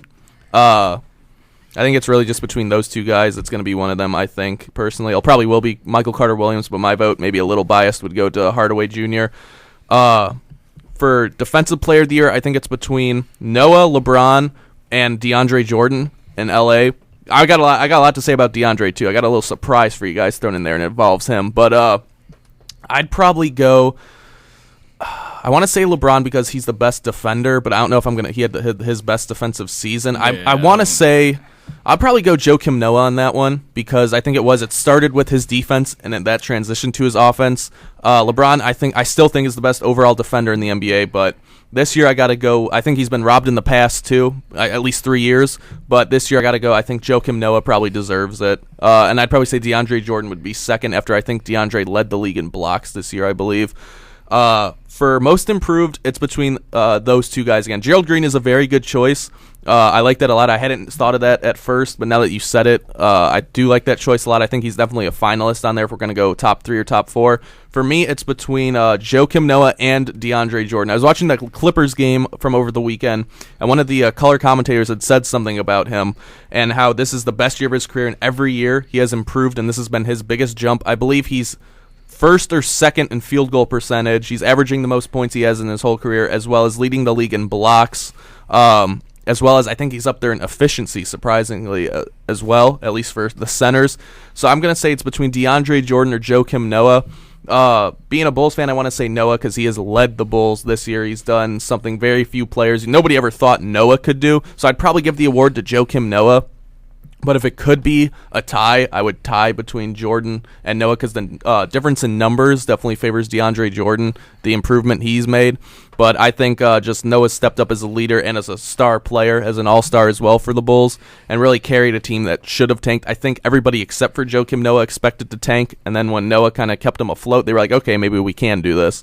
So I probably give it to Noah, but I really want to give it to a tie between those two. An MVP, I do have to go Durant. I'm hesitant to give it to him because it is solely based off his scoring. LeBron has him in pretty much every other category, including defense, which I think most people underrate. But he carried his team when Westbrook was out. He did have the miraculous scoring thing. I think it's hard not to if you look at the numbers alone to give it to Durant, even though I'm a fan, so this is probably my big LeBron fan coming out. I do think it's a lot closer than a lot of people have said because of the other things other than the scoring and the Sports Center highlights. But at the end of the day, you can't argue with the scoring total Durant put out. And as much as I hate giving it to people, that's always been my argument against Kobe is that all it is his scoring. That's all he can do. It's hard to deny Durant this year. And why I'm going to give it to him is not the scoring. That's what kind of put him over the edge for me. LeBron might have everything else on him if we're talking who's the complete player, who's the best player. I still think LeBron's the best player, but Durant's the MVP. Durant, what I like from him and what really sold me on him was the other aspects of his game. We all knew the scoring was there. We all knew he was capable of that. But I saw him rebound the ball better. I saw him pass the ball better. He's still not a good defender. I don't like his defense, which is why I'm hesitant to give it to him. But his defense has improved. I think every aspect of his game has improved, and this is the most complete I've ever seen Durant. His shot selection has been better. I said it to my room, he's playing more like LeBron. And I think that's what did it for me. That's why I got to give him the MVP. Is not just because of the scoring, but I've seen the rebounding and the passing. Just everything else about his game has been stepped up. And I think the Westbrook injury and the fact he put the team on his back for that month or whatever has definitely helped him as well. Though LeBron, you can make the same case for him with Dwayne Wade missing 32, 33 games this season. And this is the worst team I think LeBron has had since he's been in Miami. But I got to go Durant, even though I obviously want to give it to LeBron, and it's going to be hard. I'm going to be interested to see what they go with. I think Durant's going to win it. I think it's going to be closer than people feel because of those other reasons, but I'm going Durant, and I think Durant will win it as well. This is his year, though. I don't know if he wins the championship. I don't think I'm going to pick OKC, but we're going to get to that in just a little bit. See, I think that's kind of sums up our recap for what we got. What are we doing on time? We just hit the hour mark. So, yeah, let's go ahead and do a preview. What do you guys have for the playoffs? What are you looking forward to, and what do you think is going to happen as the playoffs start this weekend? Guess I should start off again. Okay, well, first, let's just make some things clear. If Brooklyn ends in the 6th seed, right now they're the 5th seed. If they lose tonight and the Wizards win, Wizards get 5. And I kind of hope that happens because that means in the second round, the Bulls will end up playing Indiana and the Heat will end up playing Brooklyn. That's, of course, if Brooklyn beats Toronto in the first round. That's the second round series I want to see because I think both Indiana and Miami both have chances of losing that series. I don't like looking at regular season matchups too much, but they do play a point. And also you got to look at teams that are hot and who are slumping. Even though this whole year we know that the East have sucked, if you look as of recent, Indiana and Miami have not played good basketball in a long time. And Chicago and Brooklyn are actually the two best teams in the East since January 1st. So, and Brooklyn beat Miami all 4 times they played this year. It's a very good chance that Brooklyn might beat Miami, and solely having Kevin Garnett and Paul Pierce there is a big thing because we know that they have, taken LeBron out before and Wade both when they were, separate. And it was, 2 years ago they took them to Game 7 in Boston. They should have had him in 6, but that's when LeBron had the 45 points on 75% shooting. And he didn't even play the fourth quarter. And he's going to have to do that a lot this year because he can't count on Dwayne Wade at all. Last year, Dwayne Wade bailed him out too many times, and that crap was annoying me. It's not going to happen this year, so LeBron's going to have to play ball. But besides that, I could really care less about the East to that point. First round, everybody is good except Houston. Houston is losing in the first round to Portland. My boy Damian Lillard is taking them to the second round. Dwight Howard is going to lose in the first round again, and I'm just going to laugh at him. Ha, ha, ha, ha. He's not getting out the first round. That's what you get for being a big crybaby. James Harden had a nice year this year, but too bad. He shouldn't have decided to play with Dwight. Now, conference finals. This is where it gets real interesting because, let's see, how does it – Chicago – if they lose tonight or if Toronto wins, they end with the 4th seed. If they play Indiana, they're taking them out. Indiana's going to lose in the second round. So, conference finals right now, I probably got to go with Miami versus Chicago, which means that Miami is going to win, which somehow they're going to get to their 4th straight finals. And I don't even saying that doesn't sound right. It seems like they don't deserve to get to the finals, but at the same time, I don't really know who's going to beat them. Indiana's the only team that, Brooklyn can, but I don't think Brooklyn will beat them. Indiana could beat them, but I don't think Indiana's going to get a chance to see them because I don't know what's been going on with them. Chicago, the way Chicago plays defense is going to really cause some problems for Indiana. Yeah, Indiana, that's been their problem is scoring the ball. Yeah, exactly. So I don't really know what's going on with them. So Miami probably is going to come out the East, but they will not win the title.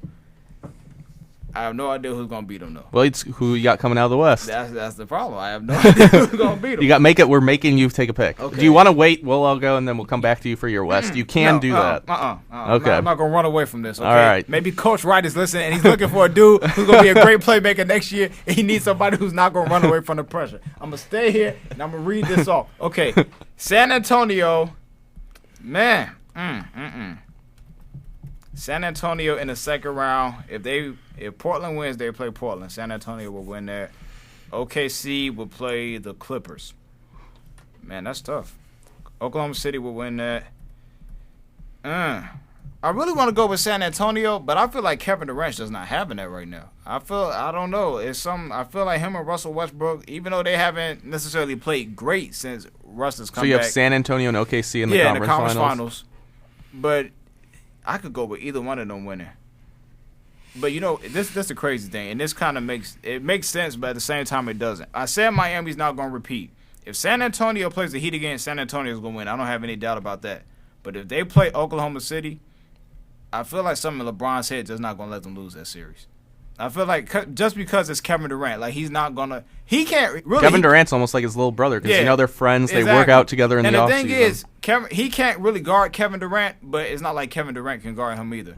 And then it goes on role players. You know what? That's it. That's it right there. Miami does not have enough role players because Mike Miller is not there anymore, and they counted on him the last 2 years. So San Antonio or Oklahoma City is going to win the You have to choose one. I have to choose one? Yes. Okay. Anybody got a quarter? No, we got no quarters in. Okay, can't flip a coin. Okay, go back, go around. I can't do this right now. This is not Coach Wright is not happy with this. Coach Wright is okay because I got fouled and then they had to review the play. So right now they're reviewing it and they'll come back to me. All right, got it. I'm having more difficulties on the East than the West, and who would have thought that? It's just with the positioning of Chicago and Brooklyn, because if it stays where it is, Miami's got a road straight to the finals, and hardly any of the games have been played. I am going to make a bold statement with Miami does not make it to the conference finals. Okay. I'm going to make a bold statement right now. I am going to have either Chicago go up to 3 or Brooklyn go down to 6. One of those two things happens.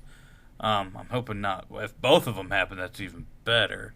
But one of those will happen. I saw Indiana play against OKC. I think they righted a little bit, not too much. I'm going to have Indiana versus... I'm gonna say Indiana versus Brooklyn, and I'm gonna have Indiana in the finals. Okay. And I am going to have OKC versus the Spurs, and Spurs go to the finals, and the Spurs win it, and Popovich goes out on top, and I see their players retire, a couple of them at least. I vow two things. I will not watch a single minute of Eastern Conference playoff basketball because that's garbage. I'm sorry. I can't watch it. I might watch like a minute of the Bulls games. Maybe. And second one, I really want to stick with Indiana, but I can't. Like you said, Darius, the hot team, it's kind of like in the NCAA tournament. Yeah. The hot teams go far. So I think in the East I'm going to roll with the Heat. I think the Bulls might push them to 7 or Brooklyn, whoever they play. But I'm going to say it's Miami and Indiana in the conference finals, and I think the Heat win in 5, maybe 6. I don't think it goes 7. In the West, I think my Clippers pick is looking good because they play Golden State. Golden State without Bogut is huge. Oh, yeah, absolutely. Because especially with the year you talked about, Matt, DeAndre Jordan is having, I think they're just going to pound the ball down low. I think Blake Griffin too, is probably third place for the MVP if we're going LeBron, Durant, 1, 2. Yeah, and maybe Harden in there too. Yeah. And Noah can make a case as well. I would have to say it's Clippers, Spurs. I don't think OKC's got the bench. Yeah, that's a big thing. I think that's going to be their downfall. I think the Clippers bench is better in the second round. And I don't know. I think the Clippers break through. I think they get it done. And I think that they win it all. Ooh. I think they beat the Heat. I just don't think the fourth year, and I think the Clippers, again, are deeper than the Heat. Their bench has got Glenn Davis, Danny Granger, Matt Barnes starts, but just so many guys on that bench. So, and I think they're extremely well coached. I think they might be, if it comes down to the coaching battle, I think Doc Rivers obviously has the edge over Spoelstra. Oh yeah. For me, I'll go conference finals. I have Pacers and Heat, obviously. As good as the Bulls are, and I think the Nets, I don't really think they'll give the Heat too much trouble. Maybe 6 games, maybe, should they face the Heat. I think the Bulls, ultimately, yes, they will give the Pacers trouble, but I think the Pacers take them out also in 6, maybe 7. The Bulls match up well with them, but as a Bulls fan, the biggest problem with the Bulls is without Derrick Rose, they can't score the ball. And specifically at the end of the game in the playoffs. This is why they've played the Heat so well, but why they've lost in 5 games is because at the end of the game, at least in 2011, LeBron took Rose out of the game. Derrick Rose cannot score when LeBron James guards him. So with Derrick Rose out of the game, whether it's LeBron on him or injury, who's going to score the ball if you need that bucket? The Heat have LeBron. The Pacers, I guess, have Paul George. The Spurs have multiple guys they can go to. Obviously, OKC has Durant and Westbrook. I'll get to that later. I think that's actually a problem there in OKC. But who do the Bulls have? And I think that's why they ultimately struggle in the playoffs with the team they have under, we'll call it the Tom Thibodeau era. I think that's why they've underachieved a bit in the playoffs. Obviously, the Derrick Rose injury. But even without that, I think that's ultimately why I can't pick the Bulls to upset either the Heat or the Pacers, depending on who they play. So I got Pacers and Heat in the conference finals, and we've seen it too much. The Pacers might match up well with the Heat, but we've seen 2 things. I think the Pacers will turn around and play better in the playoffs, but also we've seen the Heat the last 3 years they've been together. Is every year they've gone to the playoffs, I've heard the Heat are struggling. They haven't played the well as they should have. Then the playoffs start, and it's like a light switch. They turn into another gear. Specifically, I think it's Dwayne Wade who does it. I think this is his worst year. He doesn't have as much in the tank with injuries and age, but I still think he plays a role, and he can help them win. Him and LeBron can team up again, have like the 30, 25-point games we've seen from both of them, and they can kind of grind out a few wins. But the Heat just turn it on in the playoffs. I've never seen it before. I've never seen a team other than the Spurs, the Heat and the Spurs, who just can turn it on in the playoffs after just coasting through the regular season. So I think the Heat do that to an extent again this year, and that's why I got the Heat coming out of the East. I think it's a 7-game series over Indiana, and we've seen it too many times. We saw it last year in games 1 and 7, where LeBron put the team on his back. He went, as I call it, and I heard a couple people call it, the Cleveland days, where he does everything for him. I think he carries them out of the East there with a little bit of help of Wade, and Bosh has had a good year, but he's ineffective against Indiana. He can't contend with West or Hibbert, but I think LeBron gets him out of the East. And in the West, I have my conference finals being OKC and San Antonio. But my problem with OKC and with, I guess, Durant is we've seen it a lot this year and in the past was when the game is on the line, Westbrook does too much. Whereas I understand that's what he has to do and that's what's good for the team. But at the same time, you have Kevin Durant standing next to you. One of the most clutch players, one of the best scorer in the NBA. And I think Westbrook's volume shooting hurts Durant. I've said it all year for just Durant in general, but at the end of the game, I've seen a couple games. I think one of them was when they played the Clippers. Westbrook took a couple just early shot clock threes, and that killed him. That took him out of the game when I would have liked to have at least see the ball in Durant's hands. There's times where Westbrook will just dribble up and pull, and the ball doesn't even touch Durant's hands. And I think that is why I can't go with OKC. It's what really hurt them in the finals against the Heat in 2012, other than James Harden just being a complete no-show. I just think Westbrook's shooting at the end of the game, Durant is too quiet when it comes to the ball, whereas he doesn't even have to shoot. You can pass, you can do dribble, kick out, do something, but the ball doesn't even touch his hands. I don't even think it's Durant's fault necessarily. I think it's Westbrook's mindset that can take them out of some games. He can win you a couple games, but in the playoffs, I think he loses them more games than he wins them. So that's why, as well as Popovich, and I think the Spurs are the best and most complete team in the NBA, I got to go with the Spurs coming out of the West in a rematch of the finals, and this time I'm going with the Spurs. They probably should have beat the Heat last year if it wasn't for that fourth quarter from LeBron in Game 6 where he outscored them like 16-12 in the fourth quarter, Game 6, then Ray Allen's 3. And then another Game 7 by LeBron where he buried him with the 35 points and 5 3-pointers, and then Duncan missing the 2 layups at the end. I don't think we see that again. The Spurs are too deep, too complete. They match up way too well with Miami. I got the Spurs in probably 6, maybe 7, but probably I'm going with San Antonio over Miami in 6 in the NBA Finals. And I think you see somebody like maybe Tim Duncan or Tony Parker get Finals MVP, and you see Tim Duncan, I guess, ride away into the sunset, if you will, to end his career. But that's what I got for the playoffs. That's what I'm seeing. I do think the East will be a little bit more interesting than a lot of people are saying. I'm kind of with you, Ryan, where you said the East are actually some of the tougher matchups. I agree with that. I think the East will be, I don't want to say more interesting. The West, I'm definitely going to be more excited to watch, but I think the East we might see some surprises out East. Maybe even, I don't think it's crazy, Darius, saying the Bulls will beat the Pacers.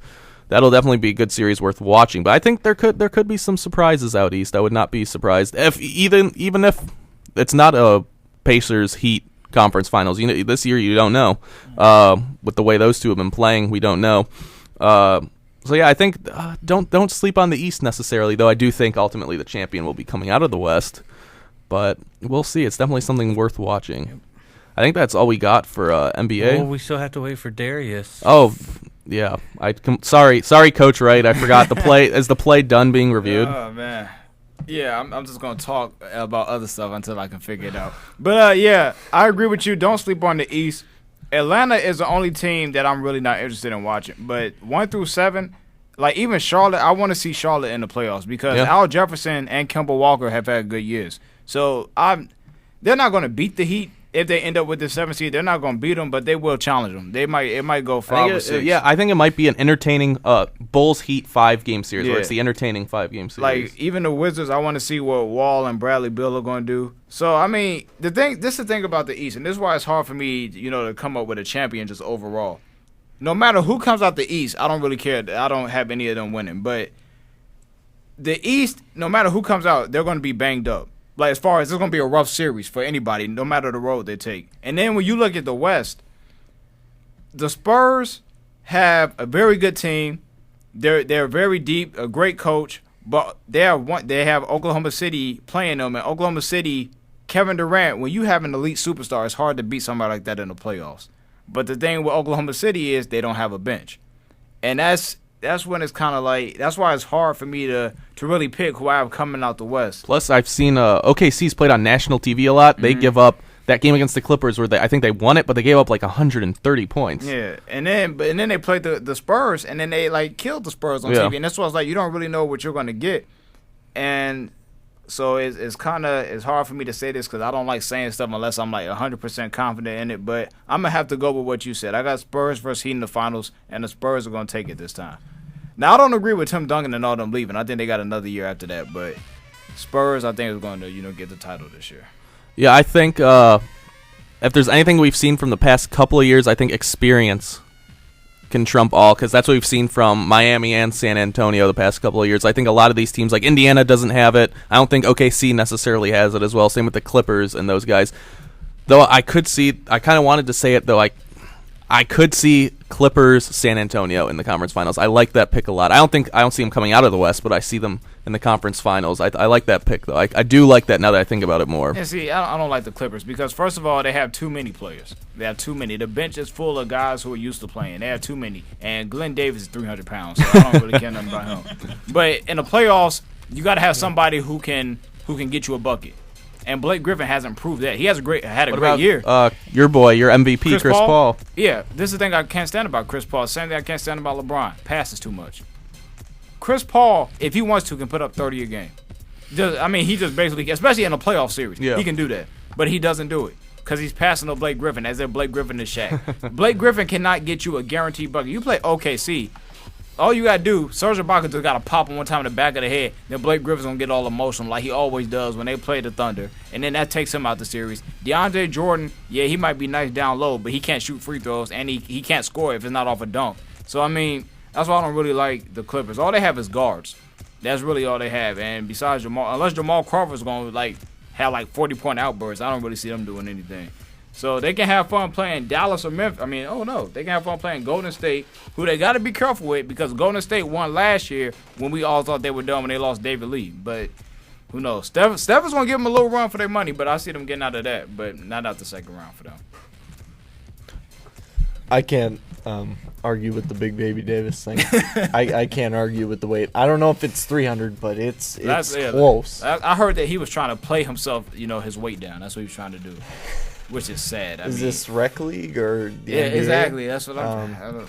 No, but I'm taking a chance on the Clippers. I just think they might, except for Pop. I think they got the best coach in the West. Yeah. I would say I'm just taking a chance on him. Just prove me wrong for once. Chris Paul, take over. Jamal Crawford, don't take stupid shots.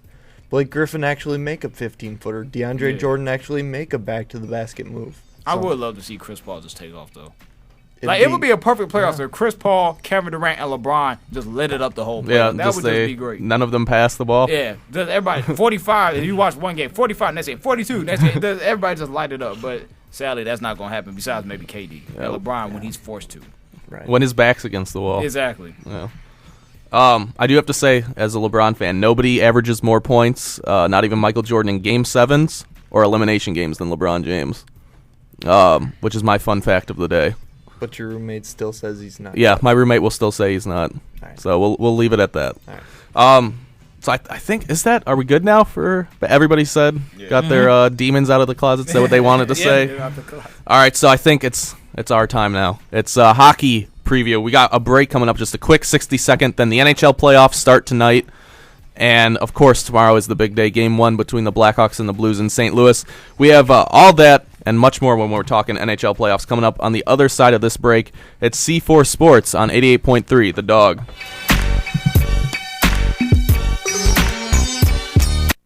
Brian turned to glance at the pilot, who suddenly had both hands on his stomach and was grimacing in pain. "I don't know, kid." The pilot's words were a hiss, barely audible. "Bad aches here. Bad aches." He stopped as a fresh spasm of pain hit him. The pilot was having a heart attack. Brian saw the pilot slam into the seat one more time. One more awful time he slammed back into the seat, and his right leg jerked, pulling the plane to the side. Brian was sitting in a bush plane roaring 7,000 feet above the northern wilderness with a pilot who had suffered a massive heart attack and who was either dead or in something close to a coma. He was alone. In the roaring plane, he was alone. The plane, committed now to crashing, fell like a stone, and Brian eased back and braced himself for the crash. Explore new worlds. Find out what happens next by reading the book Hatchet by Gary Paulson. For other great book ideas, visit literacy.gov. A message from the Library of Congress and the Ad Council.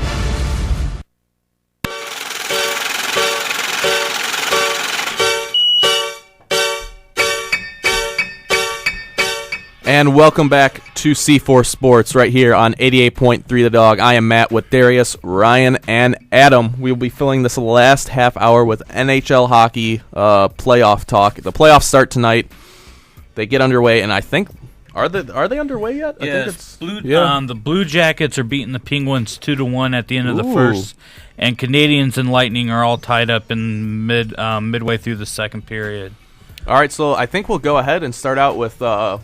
Who do you guys have winning each series? Because now, Ryan, you told me before the show it's now just a bracket. We don't have the reseeding. I like the brackets more. I think I do. Hated the reseeding. Yeah, that kind of confused me. Why should the number one get the easiest road to the if it happens? Yeah. And I think that was a horrible idea. Them doing this whole division thing has helped them out. Yeah, I like it a lot more. Plus, it makes what the 2012 Kings did even more impressive, having to go 1, 2, 3 to win the Stanley Cup. Then I think was it 1 or 2 they had to play in the Devils in the Stanley Cup final. Say that was the 2. Yeah, because I want to say maybe the Penguins were the one that year. Yeah, and they got upset. I forget by who though.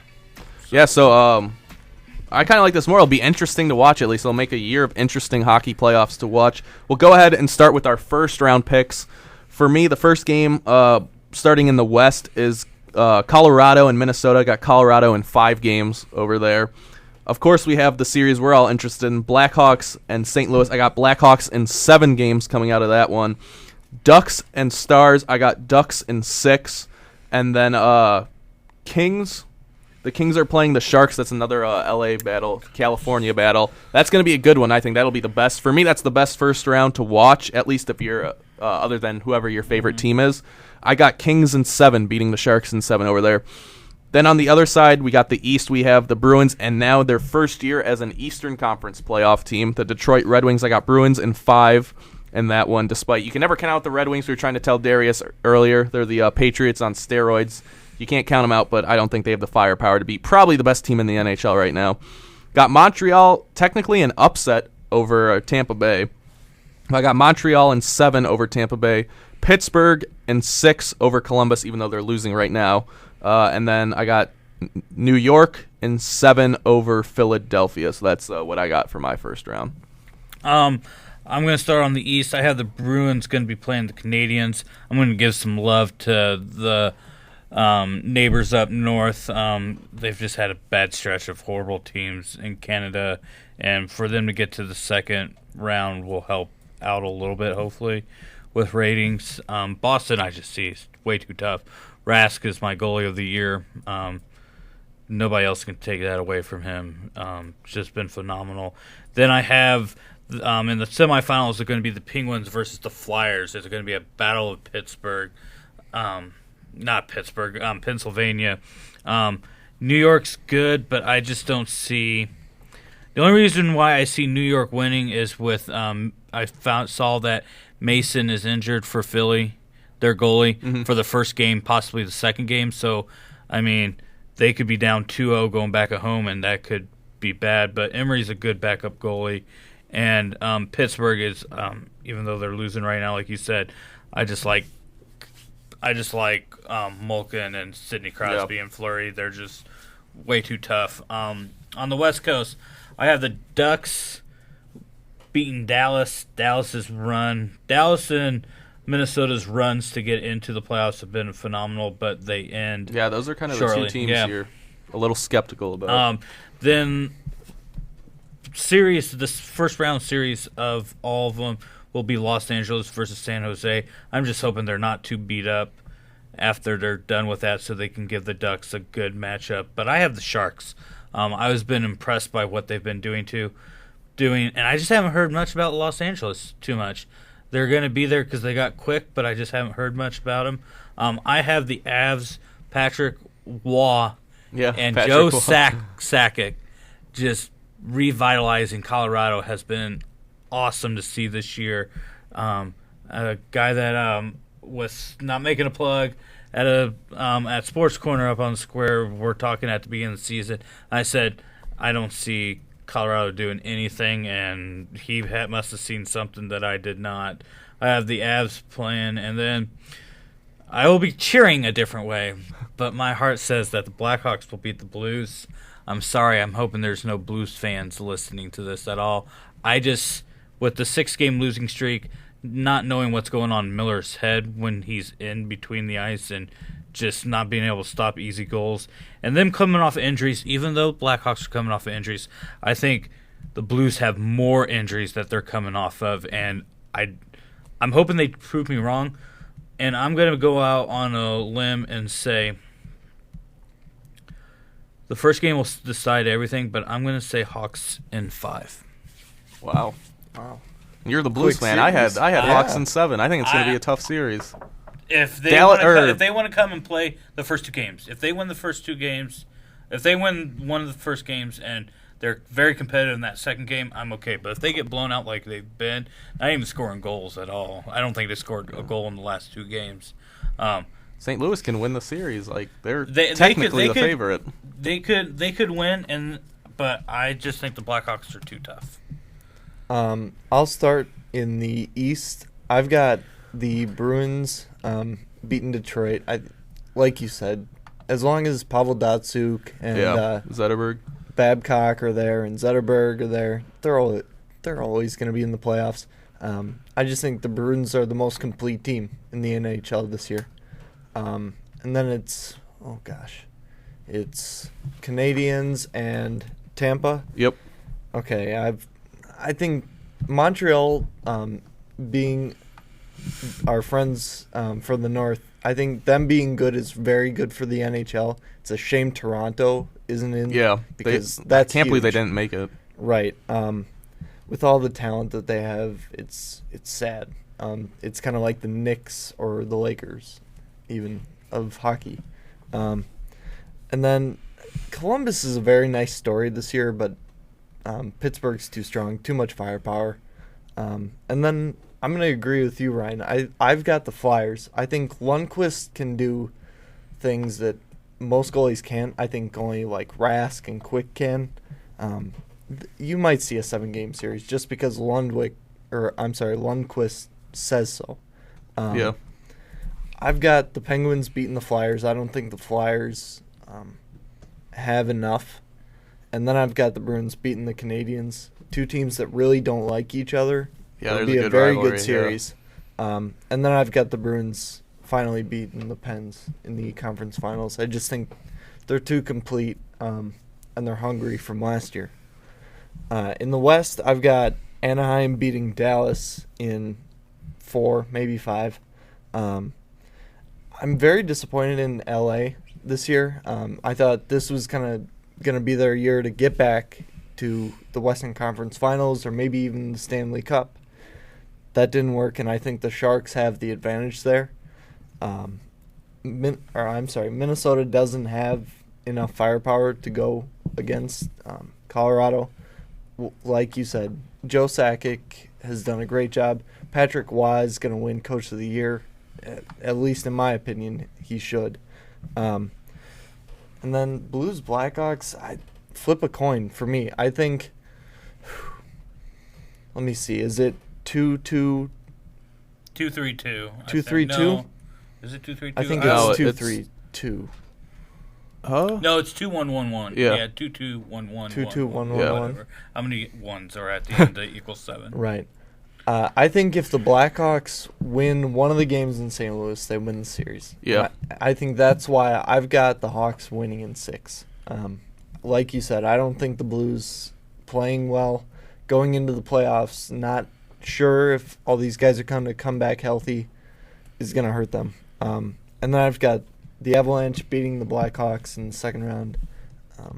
I just think the Avalanche have had Chicago's number mostly all year. And then I've got the Ducks beating the Sharks in a battle of California. And then I'm going to kind of go with the Cinderella story. I'm going to pick the Avalanche to go to the Stanley Cup over the Ducks.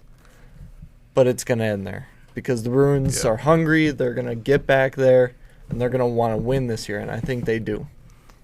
Yeah, I think that's some solid picks. Colorado has definitely had the Blackhawks number as a big Blackhawks fan all year. That's interesting. I just think the one thing for the Blackhawks why I'd pick them over the Blues, and I also have them over Colorado, is the experience. Their core players, Taves, Kane, Crawford, Keith, Seabrook, all of them, they're all pretty young, especially Kane and Taves, but they've won 2 Stanley Cups. And I think, like I said in basketball, experience can trump talent a lot of the time. And I think in this case, that's what's going to get the Blackhawks. I have them making a deep playoff run this year, and I think it is because of that experience they have from 2010 and just last year that I think they go far. But before I continue and get to Ryan, I want to hear Darius. Let's hear some of your first-round opinions. Me and Ryan gave him a little crash course, just as crash as a course can get before the show. You said just first round? Yeah. Okay. Or you could give us whatever you want. If you want to go, just hold your Stanley Cup picks. You could give us to the conference finals. I'll go. Let's see how far I can go. Conference finals and what's Chicago? Chicago's the West, right? Yep, we're in the West. Conference finals and the West. Ooh, I feel like I should pick Colorado just because they're 1 seed, but I'm just gonna go with Chicago just because I don't know any better. So my boy, yes sir. So Chicago versus. I don't know. I forget which one of y'all. Y'all was trying to advertise the Kings to me. Yeah, I like the Kings. The Ducks are pretty good. It could be really just don't pick Dallas. We'll just give you that. Dallas. You can give us any of those 3. I was thinking about picking Dallas just because I'm a Cowboys fan, but because of that, I also know better to not pick Dallas because they, I mean, they don't have Mike Modano anymore. So I'll probably go. What's it? Anaheim, Chicago, and Anaheim. We're just gonna say Chicago's just gonna win the West. I mean, go ahead. I like that. That's good logic, and then right we're not there. even gonna pick a conference finals for the East because both of y'all just kept telling me Boston. So we're just gonna go with Boston versus Chicago in the Stanley Cup. And sadly, we're just gonna go with Boston winning. I'm sorry. Okay, I see you with the Stanley Cup T-shirt on, and you got your Blackhawks hat on. I'm sorry. I got my beard starting tomorrow, the playoff beard. If you don't know, I know about the playoff beard. Yeah, okay. Now, I don't say I take part in it, but I know about it. I do. Well, you have fun with that. I will have fun. It's a lot of fun. I try to keep a little clean, but we'll see what happens. But I even now I'm about to give some insight like I know what I'm talking about right here. See, check this out. Even though I picked Boston to win it all, watch out for Detroit in that first round. Yeah, because they got that experience. Because, like you said, they're the Patriots on steroids. So they know what this whole playoff game is about. And they done made the playoffs, what, you said every year since like 93 or 94, something like that? Yep. Well, my brother was born in 94, so that means they done made the playoffs for at least 19 to 20 years. Yeah, it's almost 20 years. So I know my math. So watch out for Detroit. Yeah, you could. That actually is another series I think worth watching. I think looking at the Eastern Conference, Darius, I'm happy Darius said this because I think Boston's biggest threat to making the Stanley Cup final is Detroit. Exactly. Just because they, what can you say about Pavel Datsyuk and Zetterberg and even Jimmy Howard and that. Of course, you have Mike Babcock behind the bench. So for me, I think that's Boston's biggest problem. But of course, I have my conference finals are Blackhawks, and I changed it. I had the Kings, but I've really been, this kind of what has been in the back of my mind all show was Kings and Ducks because that's what I have for a second round matchup. I initially had the Kings winning. I changed it to the Ducks, if only for my second all-time favorite player, Teemu Selanne, celebrating his final year. He is the 1992 Rookie of the Year back in Winnipeg. He's 43 now, 42 or 43. This will be his last year. I hope he goes out like Ray Lewis did a few years ago. And I'm trying to get my hands on a Mighty Ducks Teemu Selanne jersey. So if you know one, let me know so I can get a it can't be Ducks. None of this Anaheim Ducks stuff. I want Anaheim Mighty Ducks Teemu Selanne jersey back when he was number 13.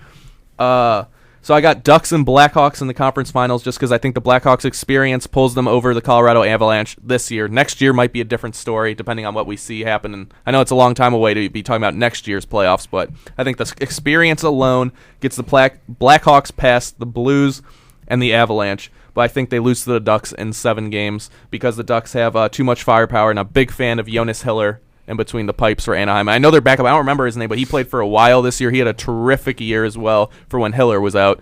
So I got the Ducks coming out of the West.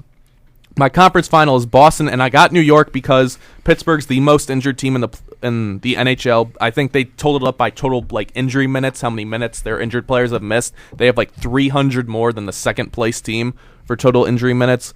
So I got New York over Pittsburgh, and we've seen them struggle in the playoffs since they won the Stanley Cup in 2009. Crosby hasn't been the same. Malkin's done a couple disappearing acts, and Fleury. I've been a big fan of Marc-Andre Fleury, but he's had a terrible playoff since 2009, and that was a while ago. So we have not seen him play well for a long time. And I'm a big Henrik Lundqvist fan. I think if you look at the past 4 or 5 years, he's the best goalie in the NHL over that time span. So I think if there's one thing you need is hot goaltending. That's what you need to succeed in the playoffs if you just need one thing. So I'm going with Lundqvist to the conference finals, but I got Boston over the Rangers. Boston's the best team. They have the easiest road to the Stanley Cup final. They're really the only team I think worth picking out of the East. Granted, this is the NHL. That's what I do like the NHL playoffs a lot more than the NBA playoffs, and I do like the NBA playoffs a lot, but it's anybody's game. The NBA playoffs, you have an idea of who it's going to be. 2 years ago, you saw the 8 seed, the Kings, win it. Nobody saw the Kings coming out of there. It's anybody's game. This is the hardest trophy in America to win, is the Stanley Cup. And these are just grueling playoff series. So that said, I still think this is a easy road, if there is one, for the Boston Bruins. I got Bruins and Ducks in the Stanley Cup final. And I'm going to go Bruins over the Ducks in 6 games. They're too complete. They're the San Antonio Spurs, only younger, of the NHL. They have every aspect covered. Rask is a terrific goaltender. Obviously, they have the biggest guy in the NHL, 6'8", Zdeno Chara as their captain, leading their defense, which might be their one weak point. What I think was their downfall against Chicago in the final last year was their skating. We just completely outskated their defenders. Chara played terrible against the Blackhawks because he could not keep up with their speed, and we kind of skated in circles around him. So other than their defensive skating, they really have no weakness, I think. Bergeron, Lucic and them guys up front. I know they don't have Horton anymore, right, and they got rid of Horton. They still got the young guy. Who is the young guy they got rid of? Who's I think in Dallas now. Sagan. Yeah, Tyler they got rid of Seguin. him. But they got Jerome McGinley, who is another guy I like. He's done a lot for African American. Well, he's Canadian, but just Africans, I guess, in the game of hockey.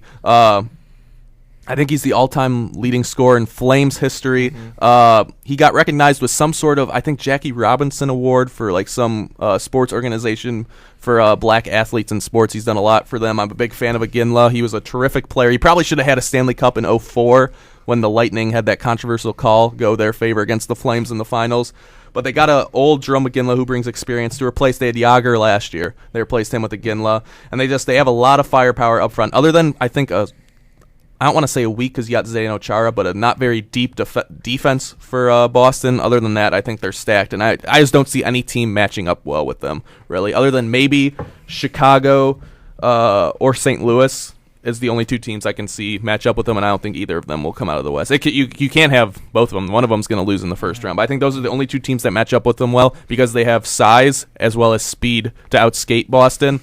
And other than that, I don't think anybody else can really beat them in a 7-game series. Maybe Anaheim makes it interesting. I think it's an exciting final, but I got Boston in 6. And Zdeno Chara lifts his second Stanley Cup going back to 2011. Yep. I have the Bruins facing the Penguins. Might as well just have the two best teams face each other. Yeah. Like I said, I still like the Penguins. They're hurt a little bit, but when you have Crosby and Malkin on your team, you're going to do pretty good. I mean, it's basically having two Ovechkins with a better plus-minus going on. But I have the Avs being the Hawks and the Ducks being the Sharks. And I told you a long time ago that the Hawks' biggest problem, and you even said it, once you get physical, when Taves and Kane was the other one that got injured, when they want to get physical, they don't like it. And that shows you with Taves, and big time. And I think the Blues, Blackhawks, you're going to see a lot of physical hits because the Blues gotten their butts kicked the last couple of games. The Blues are going to want to come back, and they're going to be physical with those big players that were injured. And I'm not going to say they're going to get injured, but they're not going to like being hit, and I think they're going to take them off their game. That's what almost cost them against Detroit. And the Avs are going to do that also. They're going to be hungry for it also because they're going to hear when they played each other that the Hawks, like you said, experience. And they're going to no. And Patrick Roy's got that intensity. You're going to be hit. Yeah, I think Patrick Roy's probably coach of the year for the NHL. Yep. So I have the Ducks versus the Avs, and then I have the Ducks facing the Bruins, and the Bruins will be lifting Lord Stanley Cup once again. Good run for the California teams, but the Bruins are just too good. There's not another player. I like Rask is this year's Quick when it comes time for the playoffs. So I was going to ask, who do you think wins the Conn Smythe as playoff MVP? They do it differently in hockey, where everybody else is just the championship game or series MVP. Hockey, they give it out for the entire playoffs. So that means a player who's not on the championship team can win the MVP. It hasn't been done often. The last one was 2003 when J.S. Jaguar won it as the Mighty Ducks goalie when they lost in 7 games in the finals to the Devils. And Jaguar won the Conn Smythe as playoff MVP despite not winning the Stanley Cup. Granted, that was 11 years ago now, but who do you guys think is going to win the Conn Smythe or could win it? Because for me, I'd have to go. I think it's obvious. If the Bruins win, I've got to go Rask. For me, I think he's going to be their best player. Maybe Milan Lucic, maybe him, some of their goal scorers, but I think I'd go Rask. I'd have to go Rask. If Bruins are going to win, it's going to be because of goaltending. It's not going to be because of their offense. But I'm going to have to go with Rask. It's either the goalie or I guess they pick a Ducks player, whoever on the Western Conference side. Yeah. Rask is a very good pick because goaltenders fairly do well in the Conn Smythe voting. I've always loved Patrice Bergeron's play, and I know he steps up big. He plays hurt. I mean, what more could you want out of a hockey player? And I think this is his time. I think he wins the Conn Smythe. I think something interesting to look at for the Conn Smythe, I'll be rooting for the American players because Americans have won the last 3 Conn Smythe trophies. Going back, 2010 was Taves for the Blackhawks, who was a Canadian. But then 2011 was Tim Thomas for the Bruins, American. 2012, Jonathan Quick for the Kings, who was an American. And just last year, my boy Patrick Kane from the Blackhawks was an American.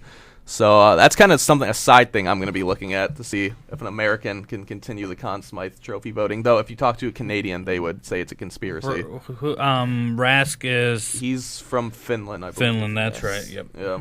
He's with Teemu Solani. They were teammates on that Finnish team.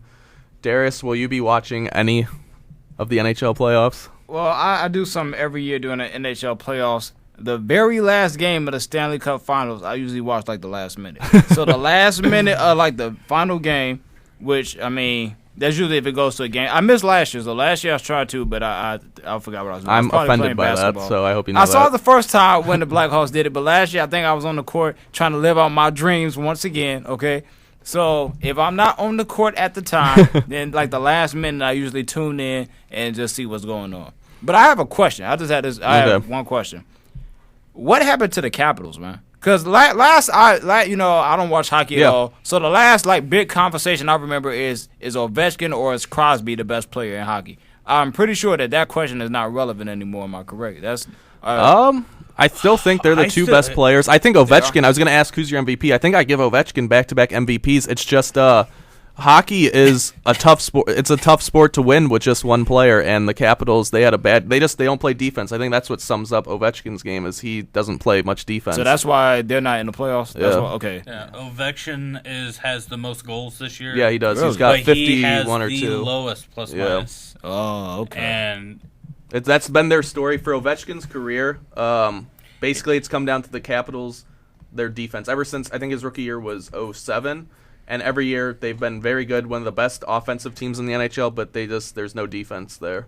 Okay. And I thought, and I said this when Halak got traded from Buffalo. I'm like, they got a goalie that could help him, but I forgot about the crappy defense that they have.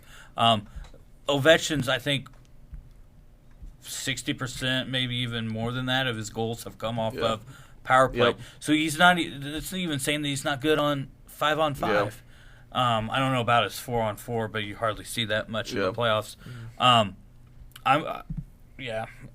Ovechkin is the reason why Capitals stink right now, and by what I've been hearing from experts is that better see Ovechkin might be leaving pretty soon. Yeah, they might want a regime change, and that's going to hurt. Where's the goals scoring going to come from?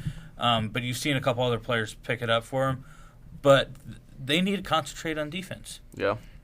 Defense will help you win it, and they don't have a goaltender. Yeah, because what I've noticed, even the defenders they have are all offensive-oriented. Because in hockey, you normally have either a two-way defender, which is somebody, it's rare where you see those, kind of like a Duncan Keith with what the Blackhawks have, where somebody who's very good at defense but can also jump into the play on offense. You know, they'll do like on power plays or stuff, like backdoor cuts, stuff like that. That's kind of a two-way guy. They're kind of rare nowadays. Normally you either have a defensive defenseman, obviously.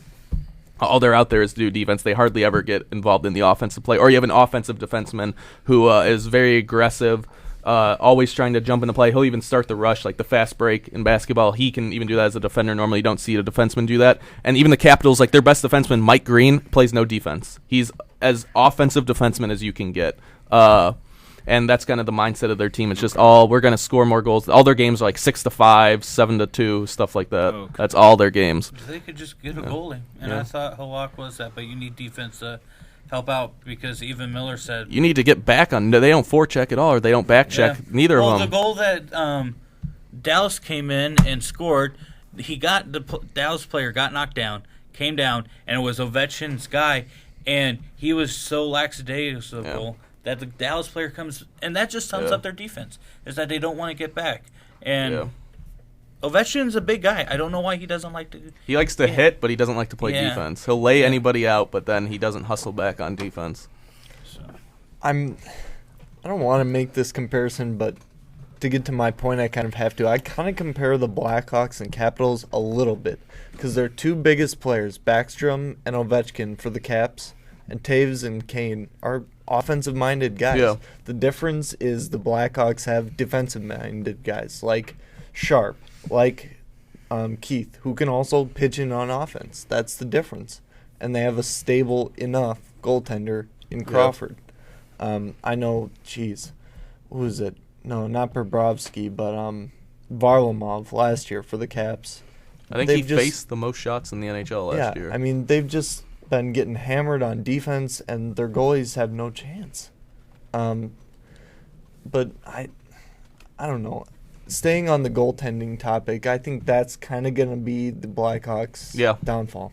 Is I don't trust Crawford or Emery. for that fact. Yeah, Ryan, you know how I feel about that. Yeah, and we've talked about that, and I told you that Emery being let go was probably the worst mistake you guys ever made. But are you okay? Miller versus Crawford, play to their potential. They're awesome. Are we expecting high scoring?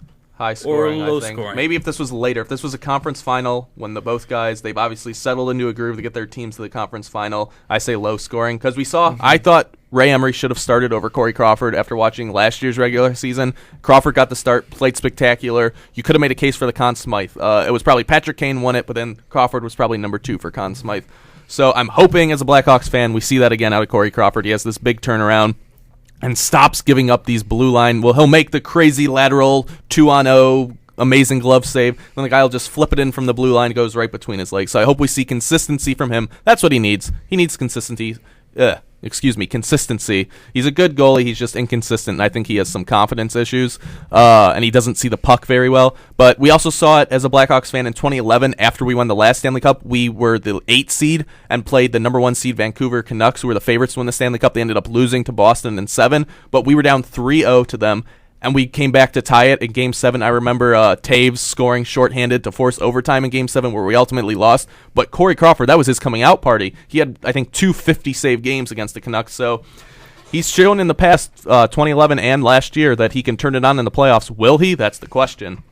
But I want to say I would still take Ryan Miller because he's shown it more over his career. Granted, Crawford has the cup, but Miller has shown it more over his career, so I would say low scoring if it was later in the playoffs. I think this is going to be a very high scoring series because both these teams have a lot of offense and two goalies who are struggling. It's going to be with all the forwards if they're going to when them coming back from injuries. If it's going to be high scoring, because I don't know. I'm going to go high scoring. Also, I wish not. I like to see good goaltending. You're going to see a couple good saves here and there, but I think you're just going to see. Unless Miller and these 3 days off either got yelled at or he just had to come to Jesus meeting and says that, all right, I'm going to start playing because I don't know how many more chances I'm going to get. Because if he does horrible, I don't know. Blues say, bye, we have Elliott and we have Allen who's in AHL. So it's... I would say Miller is definitely more consistent, but Crawford's ceiling is higher, and that's what makes it a very interesting dynamic. I gotta go with Miller. I just seen Crawford give up too many blue line goals. It's those infuriating. You just scratch your head at his play. He'll make that ridiculous. We probably should have been the 1 seed in the West if. There's multiple games where we lost because of a goal Corey Crawford should have stopped. Yes. I can go back to multiple occasions where I'm like, we should have won that game if Crawford doesn't give up that easy goal. Yeah, but I don't know. I think almost you talked about the forwards. I'm going to talk about the defense, and I think that's where the Blackhawks will win the series. It's fending off. It's Duncan Keith grinding it out. It's Sharp getting back on defense. It's even Taves making a forecheck and getting Hossa, back. when healthy, is a terrific defensive forward. Right, and even we haven't even talked about Hossa on the offensive end. He's been hot lately, so I think it's going to be the best first-round series. Yeah. I as a Blackhawks fan, all I got to say is I hope we see Corey Crawford go 2013, 2011. I think we win it if he does. Will he? I'm hoping on a star right now. You never know what you're going to get with Corey Crawford. And also, if Duncan Keith does not win the Norris Trophy as the best defenseman in the NHL this year, I know he won it before. I think he won it 2 years ago. Mm-hmm. I will be very mad because he deserved it. He might even be an MVP candidate. He won't win it, obviously. We've talked about that before. But he, in my mind, is an MVP candidate. And Darius, if the Blackhawks win the Stanley Cup, you're coming to the parade with us. I got invited last year and I didn't go. So you're all invited. I don't think Ryan would go. Adam, we'll go. We'll go. The 3 Blackhawks fans. I will be the only one in Blues. Okay, and that wouldn't end too well. I'll tell you. There was 3 million people at the last one. I was in the middle of that, and I almost passed out from heat exhaustion. There will not be a parade in Chicago this year. We'll see. But you're coming. I'm gonna like kidnap you. I'm gonna kidnap. Well, I don't have to kidnap Adam. No, we'll be fine. Well, okay. But me and Adam, we're gonna sneak into your house. We're gonna because I know where you live now. Well, I think I know where you live. But you know the area. Yeah, I know the general area. So we're gonna kidnap you. I'm gonna pay off Mama Hawkins be like, just look the other way. Just look out the other way. We got to do something. And as long as she give me some of that money in the end, then it's all good. All right, but final thoughts before the playoffs kick off. Well, I guess they technically have, but they're final both thoughts? tied, I think, right now. I'm hoping for upsets, and I'd like to see like an Avs, or I'd like to see a Flyers, or maybe even Canadians make a run at it. Yeah. I would, like you said, you'd rather have California. I'd like to see a Canadian team go far just to give them a little bit of hope because they have nothing else going on up there. Second best playoff series will be Bruins Canadian, or I'm sorry, I'm looking down the road. Bruins Canadians second round. Yeah. And I want to see good goaltending. Henrik Lundqvist, make it good. Beat the Penguins.